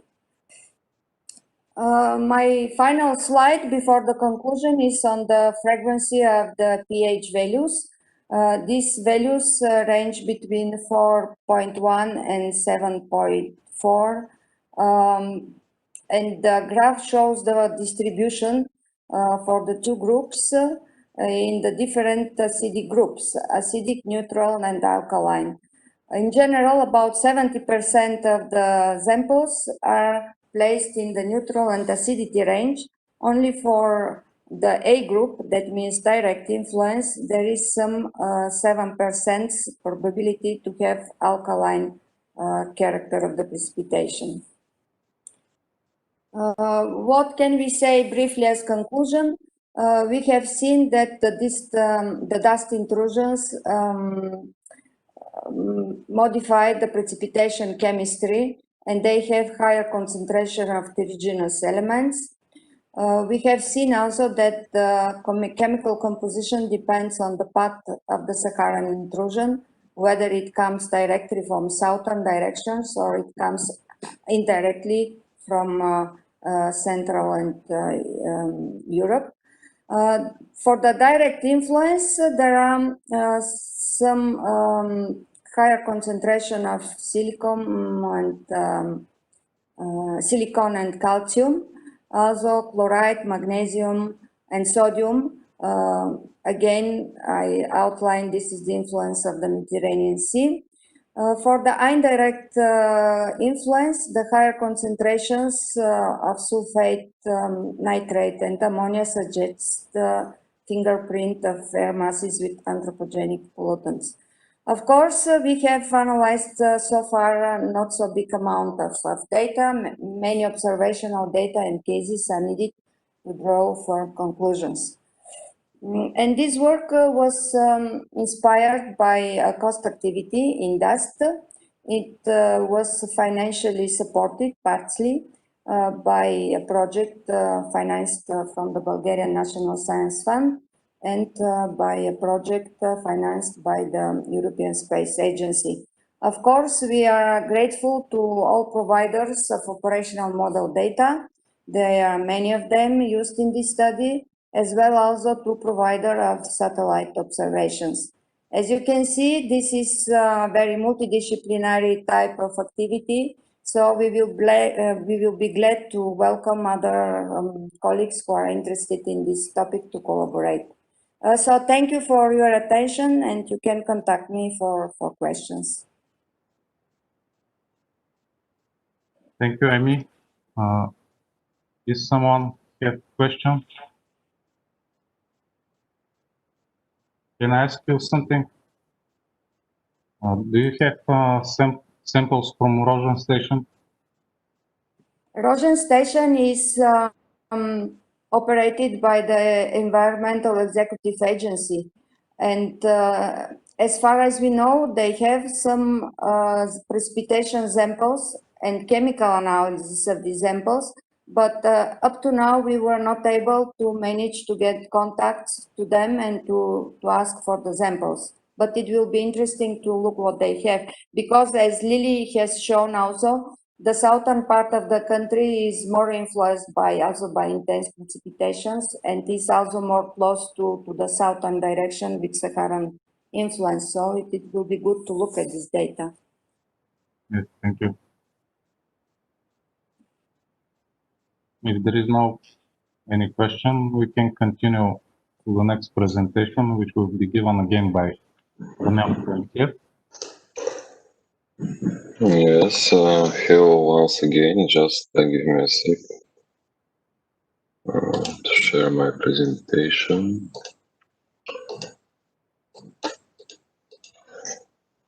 So I'll share the screen here. So hello once again. My name is Damian Barantiev, and I'm from Climate, Atmosphere and Water Research Institute at Bulgarian Academy of Science. This time I will present topic with title Planetary Boundary Layer Vertical Structure During Extreme Wind Events at Seaside region of southern Bulgaria.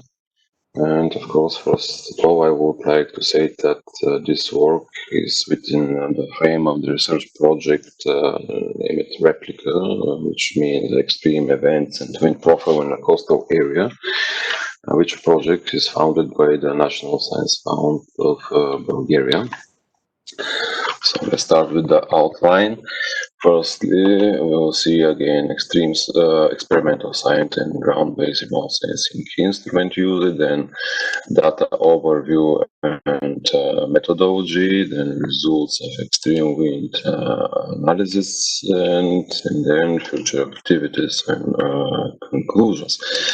So measurement site, once again I will repeat, it's a meteorological observatory of Topo located in southeast Bulgaria, and it's a coastal synoptic station located primarily on flat grass terrain at 400 meters inland.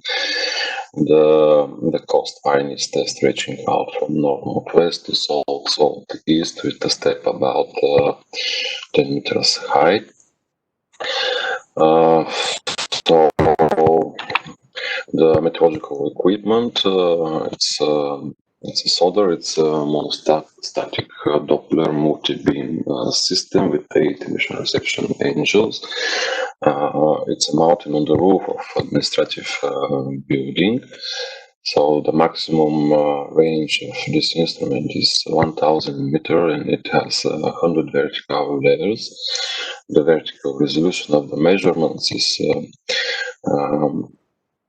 10 meters, and the spatial resolution is 10 minutes, every 10 minutes, with an averaging period of 20 minutes. The measurement starts from 30 meters and typically reaches to 715 meters.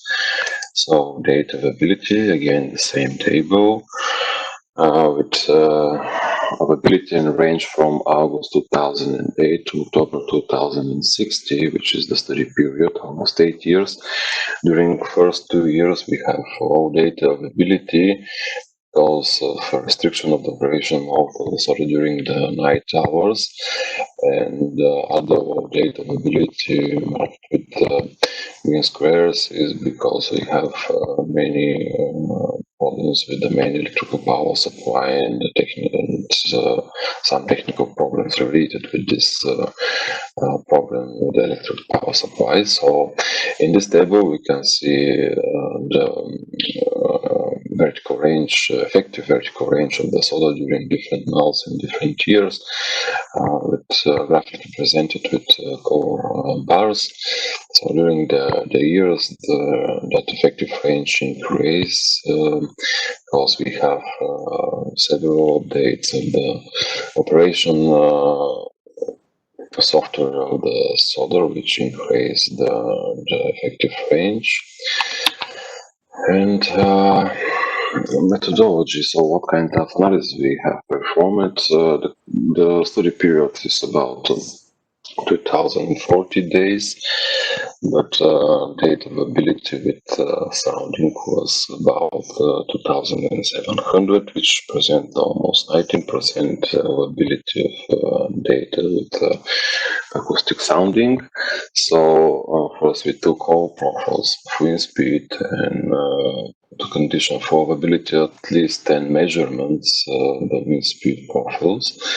With this we want to remove very short profile from the extreme wind speed analysis, and that's why the analysis goes to 342,000 profiles, which is about 79%. And we applied 3 types of analysis. The first analysis was the wind speed distribution, which we present with histograms of the wind speed, and we applied analysis 2. We just fit the probability density function of the value to these histograms and determine the 19th percentile of this distribution. That's for each level of the measurements for all periods, and that's how we determine some rare events, which according to the definition of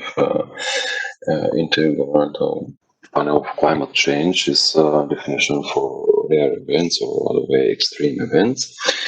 So when we determine our reference extreme wind speed profile, we compare it with all profiles emerged during the study period, and we extract actually more than 10,000 extreme wind speed profiles with full-filled condition with data availability up to 130 meters. So these profiles represent about 2.5% from the total period of 3,040 days. So now this is the equation which we use for the probability density function of Welby with the scale parameter and shape parameter, and the definition of the Intergovernmental Panel on Climate Change, where we say that the definition of rare vary, but it will generally be understood as less than 10% or our case more than 19% was its statistical distribution for the parameter which is observed or investigated. So extreme weight analysis. So we start with the histograms.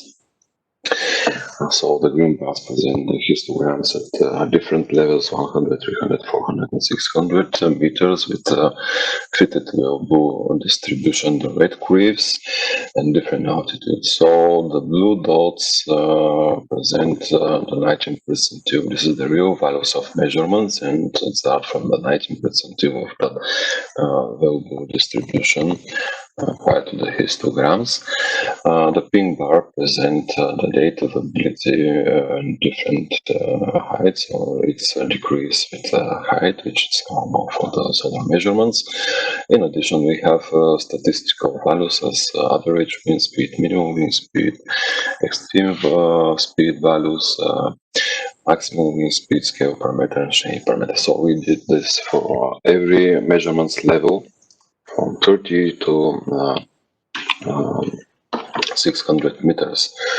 And here in this, so what you can see, the changes in the probability distribution of wind speed and height with the reference profile of extreme values, which is the black line. The color bar shows the probability distribution values changes in height, as the color is limited up to 10% to achieve better visualization of the results. And that's why the values of probability distribution above 10% covered as 10%. And we can see the area with the maximum probability is up to, for example, up to 170 meters is up to 3 meters per second. The probability is highest between 107 to 300 between 3 and 6 meters per second, etc. And the green bar shows the data availability in different altitudes. So after 107 meters, we have a sharp decrease of the data availability of the solar measurements, and the highest availability is observed in the area between 19 and 140 meters. And here we present the occurrence of extreme wind speed profile during different years, by months and by hours. So we can point it here that the red color, which is 2012, is most windy year, and the most calm year is 2008, which is in yellow, and it's very hard to see here in December. And in the morning hours, there is several profiles which indicated here. So we've expressed maximum during the cold part of the year and the minimum during cold part of the year. The January is the month with highest availability of the extreme wind speed profile, more than 1,500 profiles, and June and July we have the minimum of the extreme wind speed profiles, and the minimum is observed in the morning hours between 7 and 8 o'clock in the morning, and in the afternoon it's around 17 o'clock, which we are really connected with the start and the end of the day during cold part of the year. And of course we can relate it to with local circulation with the breeze, with the start with the breeze circulation and the end of the breeze circulation during the cold part of the year.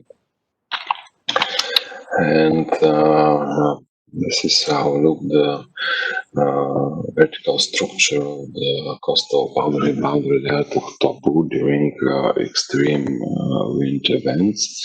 Actually, here we just took this more than 10,000 extreme wind speed profile and average it. That's how we receive averaged profiles of 12 outputs of the parameters.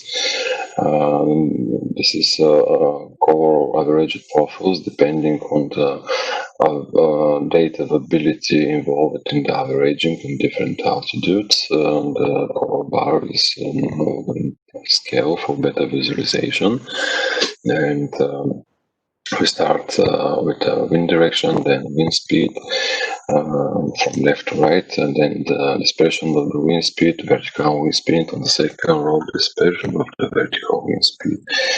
Then the component is component dispersion of the east component, north component of the horizontal wind, dispersion of the north component, eddy dissipation rate, turbulent intensity, and turbulent kinetic energy. So what we can mention here that the wind speed presented here actually is the extreme wind speed which we obtained from this analysis, and we can see that it increases almost linearly in height, and also ground geometry starts at about 8 meters per second, and up to 600 meters we reach values of 24 meters per second. It's average value, which is quite high value. And the other interesting thing is, of course, the turbulent parameters of the dispersion of the vertical wind speed, the eddy dissipation, and turbulent intensity and turbulent kinetic energy. And actually, no profiles observed here. We can see that sharp decrease of some values or changes also in 15 meters, and we're producing peak here and 440 and up to 419 meters. So the bouncy production mean profile again is calculated by dispersion of the vertical wind speed, and we can see again that we have sharp changes, decreasing the values up to 19 meters, peak at 140 meters, and well producing peak the same 440 and 410 meters. And so here we can see the Pascal-Gifford stability class cross section with height, and we can see that the dominant class is slightly stable, and next is moderately stable, and of course actually the neutral is the second one, and the moderate stable is the next one. There is probability even for extreme stable, but it's less than 0.2% probability for this.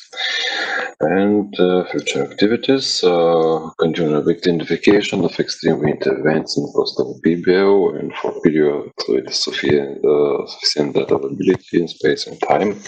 The meteorological model will be validated against observation. And conclusions. So this is what we see was superposition of different type of air masses. And so we have vertical structure and height of boundary layer between 440 and 419 meters. Indication of internal boundary layer height between 40 and 660 meters. Surface height or very low molten boundary layer in cold season of 19 or 115 meters, and thermodynamic state is slightly stable. So this climatological analysis will be used also for wind energy potential assessment, as we studied the frequency and characteristic of the extreme wind and the variability of the wind speed and height. And once again, thank you for your attention. This work was supported by the National Science Fund of Bulgaria with the framework of the project Replica. Thank you. Thank you again, Damian. Does anyone have a question?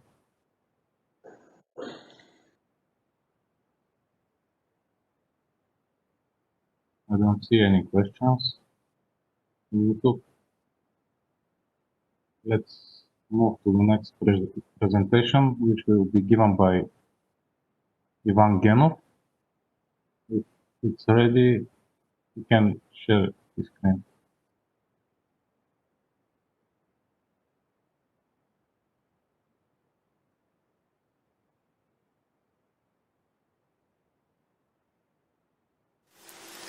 Dear committee and colleagues, today we are presenting our study with the title Pinafora Proxima, newly recorded for the Bulgarian Mikota.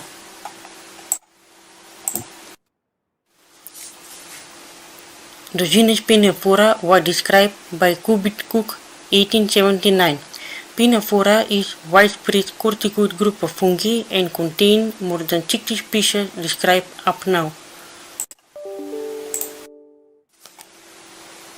The topic of our research is to study and observe relationship between Buxus sempervirens and the newly recorded species for the Bulgarian Mikota Pinafora proxima. One of the most popular species of the whole world is European Buxus, native from the different parts of Europe, Africa and Asia. The species does not belong to the native flora of Bulgaria, and it is found in parks, gardens and yards from the different parts of the country. Buxus sempervirens can be a host plant on the white sapropfungus, the Pinafora proxima, and also that last year was observed the invasive Lepidoptera species of pest, Sidalimas perpectalis, were spread rapidly on ornamental Buxus communities. What about the methods? We are observe and collect the material from the different localities in Bulgaria. Mr. Gemov, For identification of corticoid fungi, standard methods have been applied. For example, implying microscoping and application of reagents. The study specimens were deposited in the mycological collection of Institute of Biodiversity and Ecosystem Research at Bulgarian Academy of Science. On the microscopical view, Pinafora proxima can be easily recognized by the presence of numerous Lamprocystidia, Leocystidia and Basidiospores. Now some word on the remark about observed newly recorded species Pinafora proxima. It is known to be exclusively found on Buxus sempervirens. It has been reported from different parts of Europe and it has not been previously reported for Bulgaria. Based on our research, up to now Pinafora proxima is known only from 4 localities in Bulgaria, 2 in Sofia region, 1 in Central Balkan range and 1 in Black Sea coast. Thank you for your attention. The study was supported by the Bulgarian Ministry of Education and Science under the National Research Program.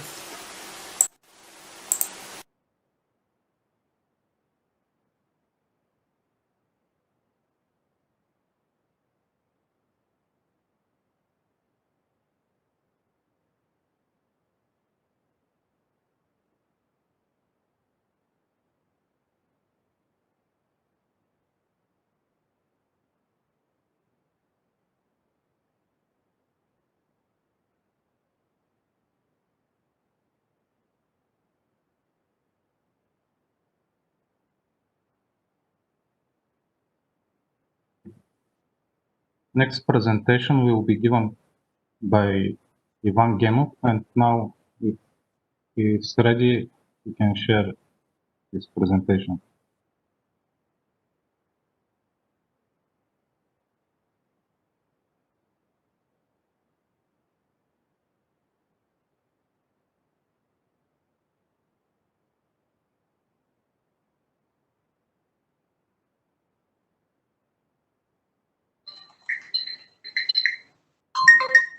Да.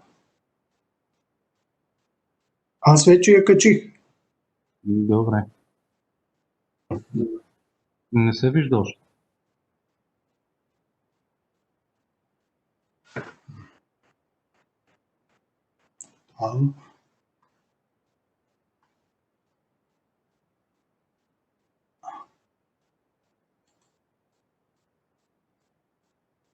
Дава connecting.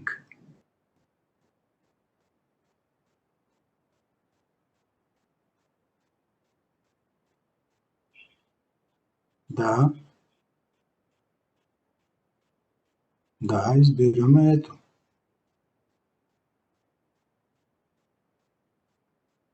Показа ли се?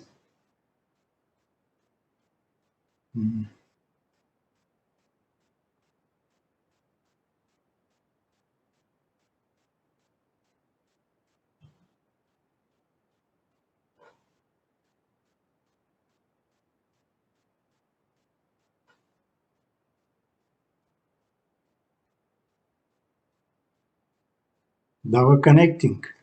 Не знам.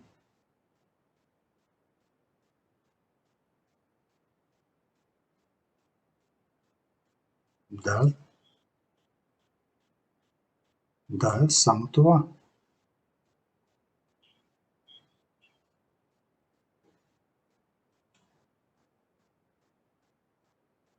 Да. Има.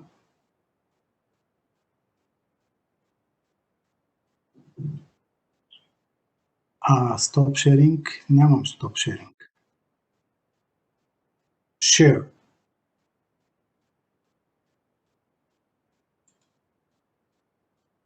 И ми дава екрана.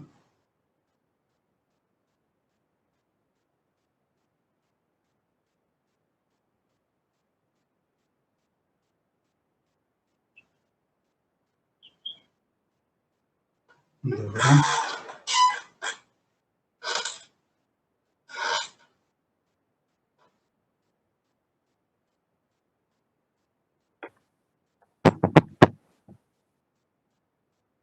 There is a technical problems, and now we'll continue with one video of Peti Ivanova. The topic is applicability of control region of mitochondrial DNA for assessment of turbot population along the Bulgarian Black Sea coast.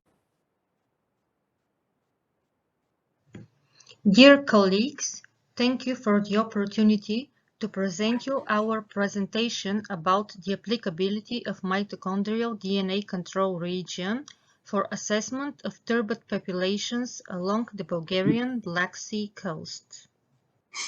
Why we choose to analyze the turbot? The turbot is one of the most valuable commercial species in the Black Sea and represents an endangered fishery resource. It is represented by several local populations that could be considered independent units of the stock. The state-of-the-art knowledge of local Black Sea turbot populations is needed for accurate assessment of general turbot stock. How genetic monitoring could improve the knowledge of the biodiversity and management of the fish stocks.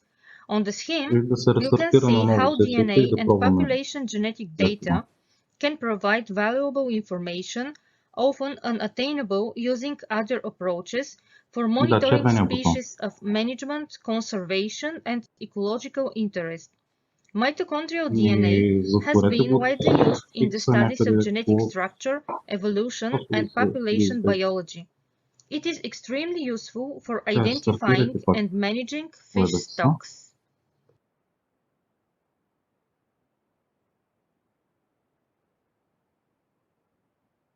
For management purposes, genetic stock identification of commercially exploited fish species is very important.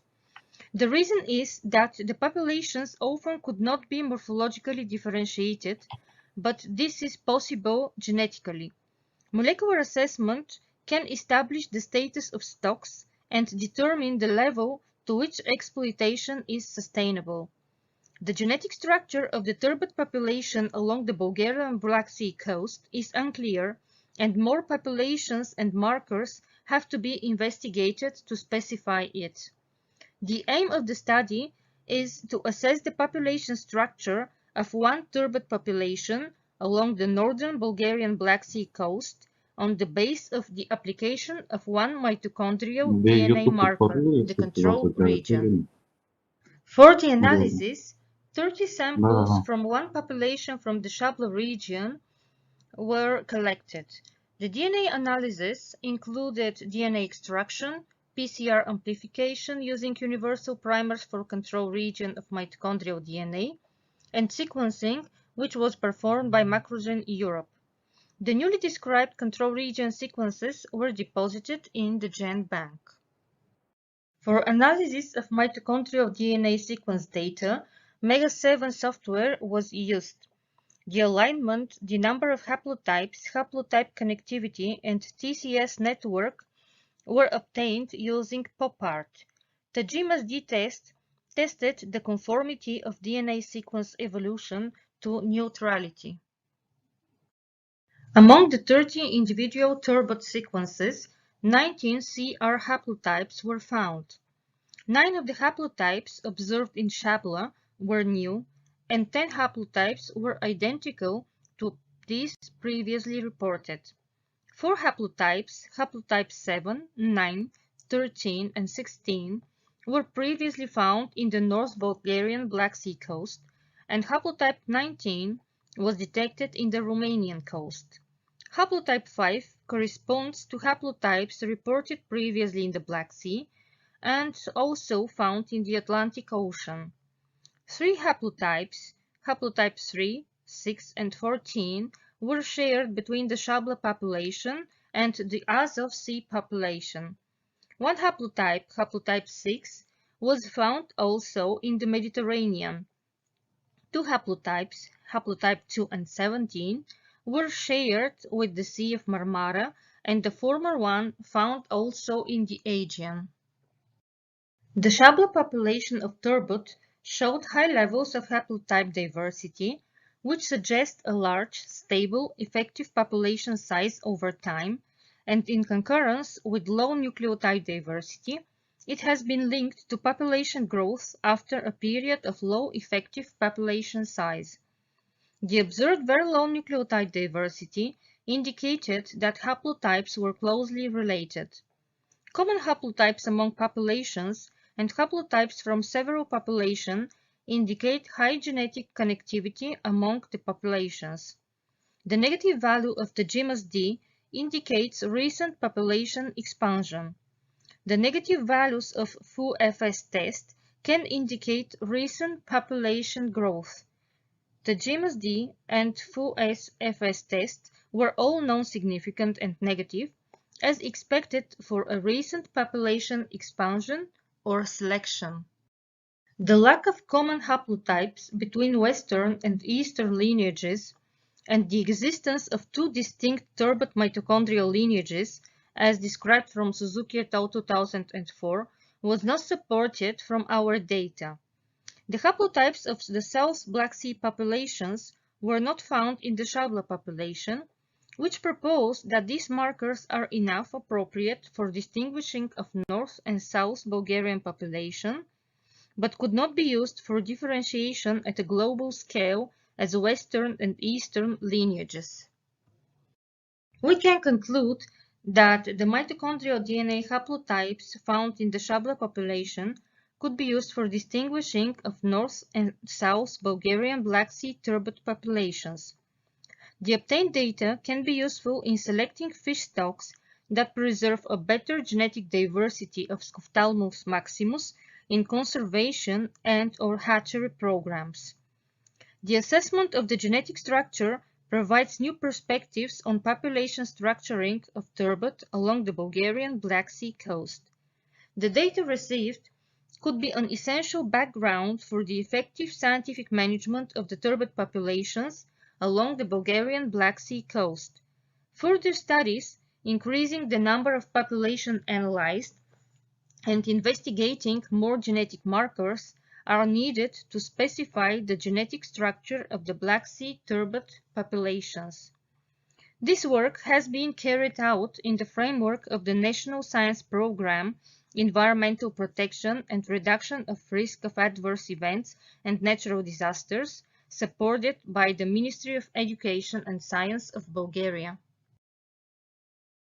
Thank you for your attention.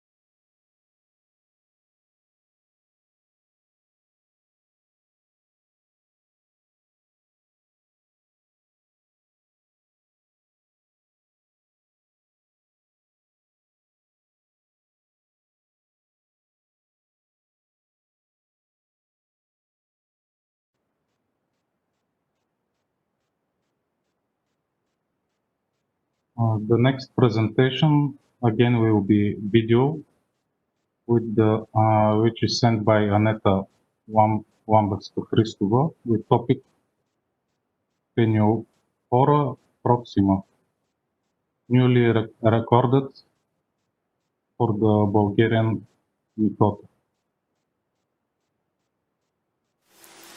Dear committee and colleagues, today we are presenting our study with the title Peniophora proxima, newly recorded for the Bulgarian Mycota.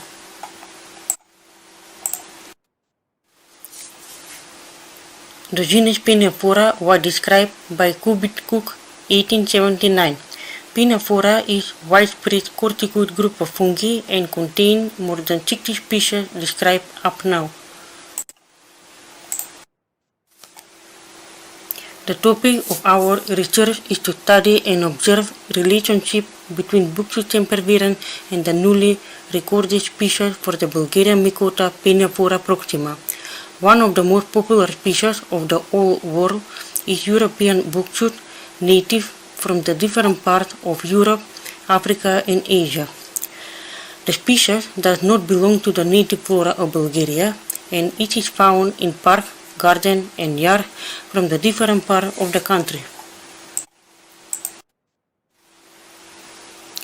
Buxus sempervirens can be a host plant on the white saprophyllus, the Peniophora proxima, and also that last year was observed the invasive Lepidoptera species of pest, Pseudolimus perfectalis, were spread rapidly on ornamental Buxus communities.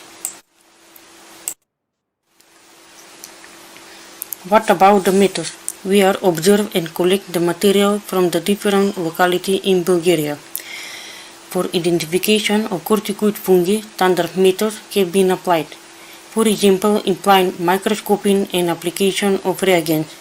The study specimens were deposited in the mycological collection of Institute of Biodiversity and Ecosystem Research at Bulgarian Academy of Science.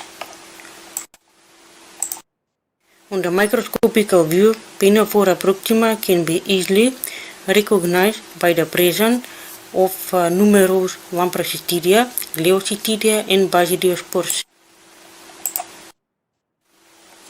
Now some words on the remark about observed newly recorded species Peniophora proxima. It is known to be exclusively found on Buxus sempervirens. It has been reported from different parts of Europe and it has not been previously reported for Bulgaria.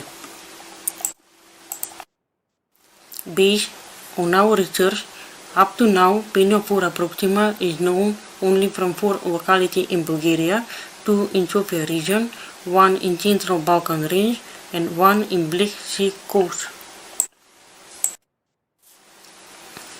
Thank you for your attention. The study was supported by the Bulgarian Ministry of Education and Science under the National Research Program.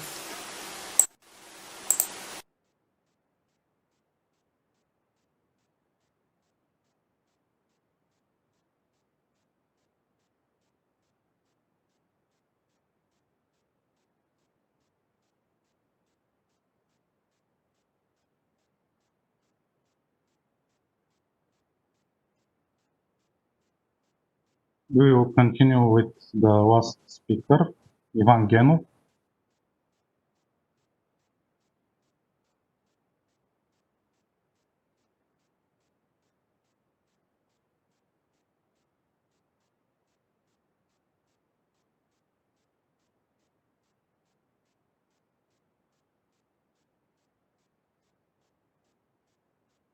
Ivan, can you switch on your microphone? Yes. Yes, you can start. Good morning. I am Ivan Genov from the Institute of Oceanology, Varna. Our title is Black Sea Holes in Environmental Setting in respect of Ostrea edulis appearance and loss. This presentation is a result of efforts of a team of colleagues from 3 institutes of the Bulgarian Academy of Sciences during the first year of the National Research Program, Environmental Protection and Reduction of Risk of Adverse Events and Natural Disasters, Work Package 1.4. Next. The natural geographic range of Australia Edulis extends from the Western Mediterranean and the Black Sea along the coast of Western Europe and British Isles until 65 degrees north in Norway, where it is generally found in estuarine areas and sheltered parts of strait and tolerates salinities of up to 23 promiles. As the population of Australia has decreased significantly almost everywhere in European waters, considering the published hypotheses about the possible reasons for their loss, we tried to justify the climatic and non-climatic factors, pollution, through the research in this report as possible environmental stressors that contributed to the loss of Australia. The changes of abiotic factors, salinity and temperature of seawater were traced on the basis of geological and paleoclimatic studies in the Black Sea from the early Holocene to date. Next. Aragonite intercalations in sedimentary cores from the northwestern part of the Black Sea were investigated with a petrographic microscope, and the core from the southern part of the sea was tested for plant pollen and dinoflagellate cysts. The seismic record from the western part of the sea was subjected to the seismic stratigraphic analysis. Gamma spectrometric measurements were performed for water and sediment samples from the Primorsko coastal waters. Next. The sequence stratigraphic subdivision of the seismic profile 15 corresponds to the changes in the level of the Black Sea. The original seismic record has been turned into seismic geological profile with real depths. Here, genetic units are shown with letters and numbers, and seismic stratigraphic surfaces are shown with different colored lines. Next. The seismostratigraphic and petrographic studies in the Western Black Sea confirm the curve of the Black Sea level for the last 20,000 carbon-14 years before present.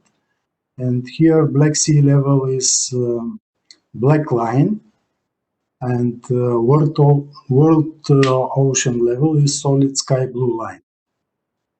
The next. This is a view of rice-like aragonite from the white intercalations at the base of sapropelic sediments under polarized light. This shape of aragonite we explain with the Holocene regression. Then the next. Therefore, the Australia invasion in the Black Sea is possible only after the beginning of the transgressive phase of the basin, approximately 7.5 thousand carbon-14 years before present. The lack of suitable abiotic factors, salinity and temperature, for the spread of Australia in the Black Sea before the marine transgression, approximately 7.5 carbon-14 years BP, is evident from pollen and cysts. Here, change of here the change of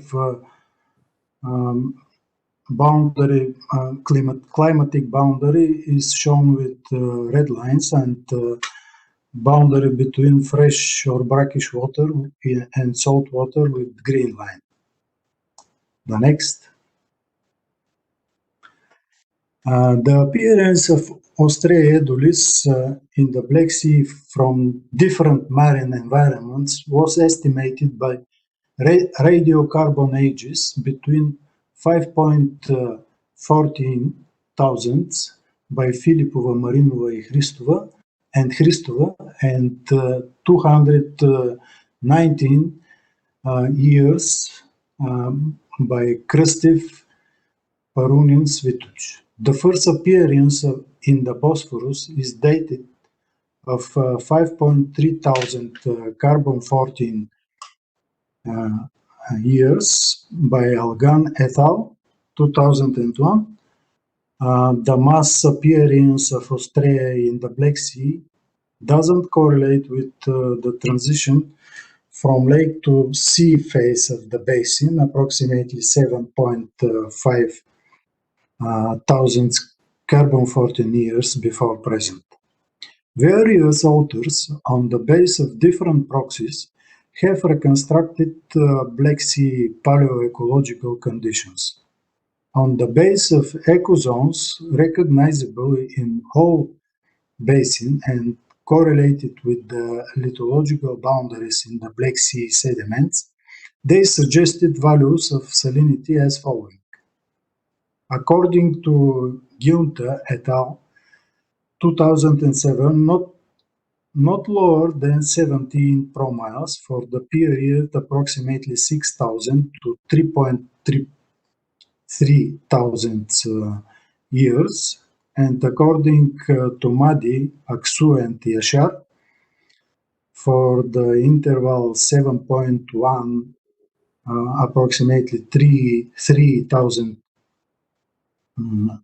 years from 15 to 18 promiles. Paleogenetic data of Curran et al.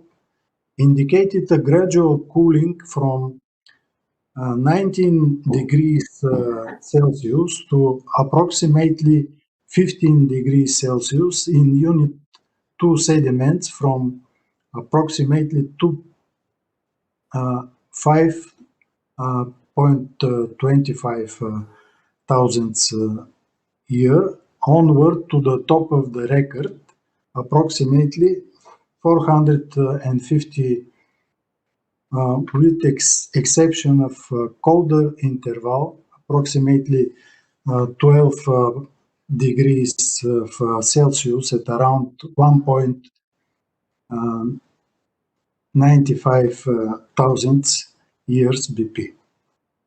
The next. The period of temperature measurements shown in the figure covers part of the period of Ostrea's disappearance by Todorova, Miku, and Klisurov, 2009. Published temperature values for the period approximately 5 to approximately 450 years before present differ from the average annual temperature values for the period 1984 to 2003. The next. Content of radionuclides is another very important factor in the marine environment. The increase in anthropogenic impacts as well as the change in the radiation situation in the Black Sea after the Chernobyl accident, 1986, are the reasons for us to start some initial measurements of the gamma radionuclides content in sediments collected from the studied area. Sediment samples were taken from 14 and 20 meters depth at Perla Beach area, Primorsko, during the summer in 2019 and were measured by a low-level gamma spectrometry. The data show that the measured values are low and close to the background level. All values are comparable to those obtained in previous studies of sediments collected at the same region in Primorsko, only a few years after the Chernobyl accident in the period 1992 to 1996. Next. Although that there is a need to combine multidisciplinary research of the paleo and recent climatic and oceanographic environmental conditions, the following conclusions can be drawn. As a result of freshwater basin evolution till approximately 7.5 thousand years BP, oysters were absent in the early Holocene Black Sea records, appearing at the middle of the Middle Holocene as a result of salting of the basin and sea temperature fluctuations. Although in published literature the causes of a significant decrease in the abundance of the Black Sea population, flat oysters are still uncertain. One probable cause of the disappearance of Ostrea edulis is rather the change of abiotic environmental factors and pollution. Thank you for your attention. Next.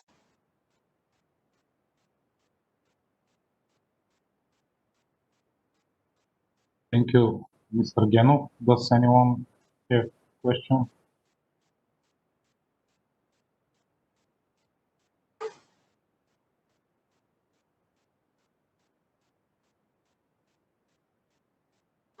If it's no, now it's time to continue with question and answer session.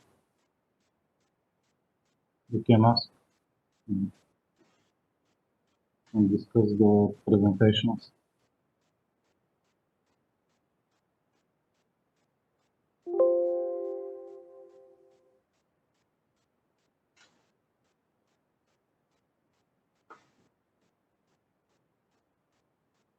Okay, I don't see any question. And now I should close the session and thank all participants and presenters in the conference.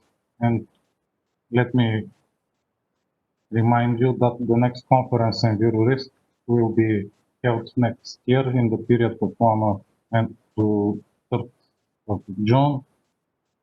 And thank you again.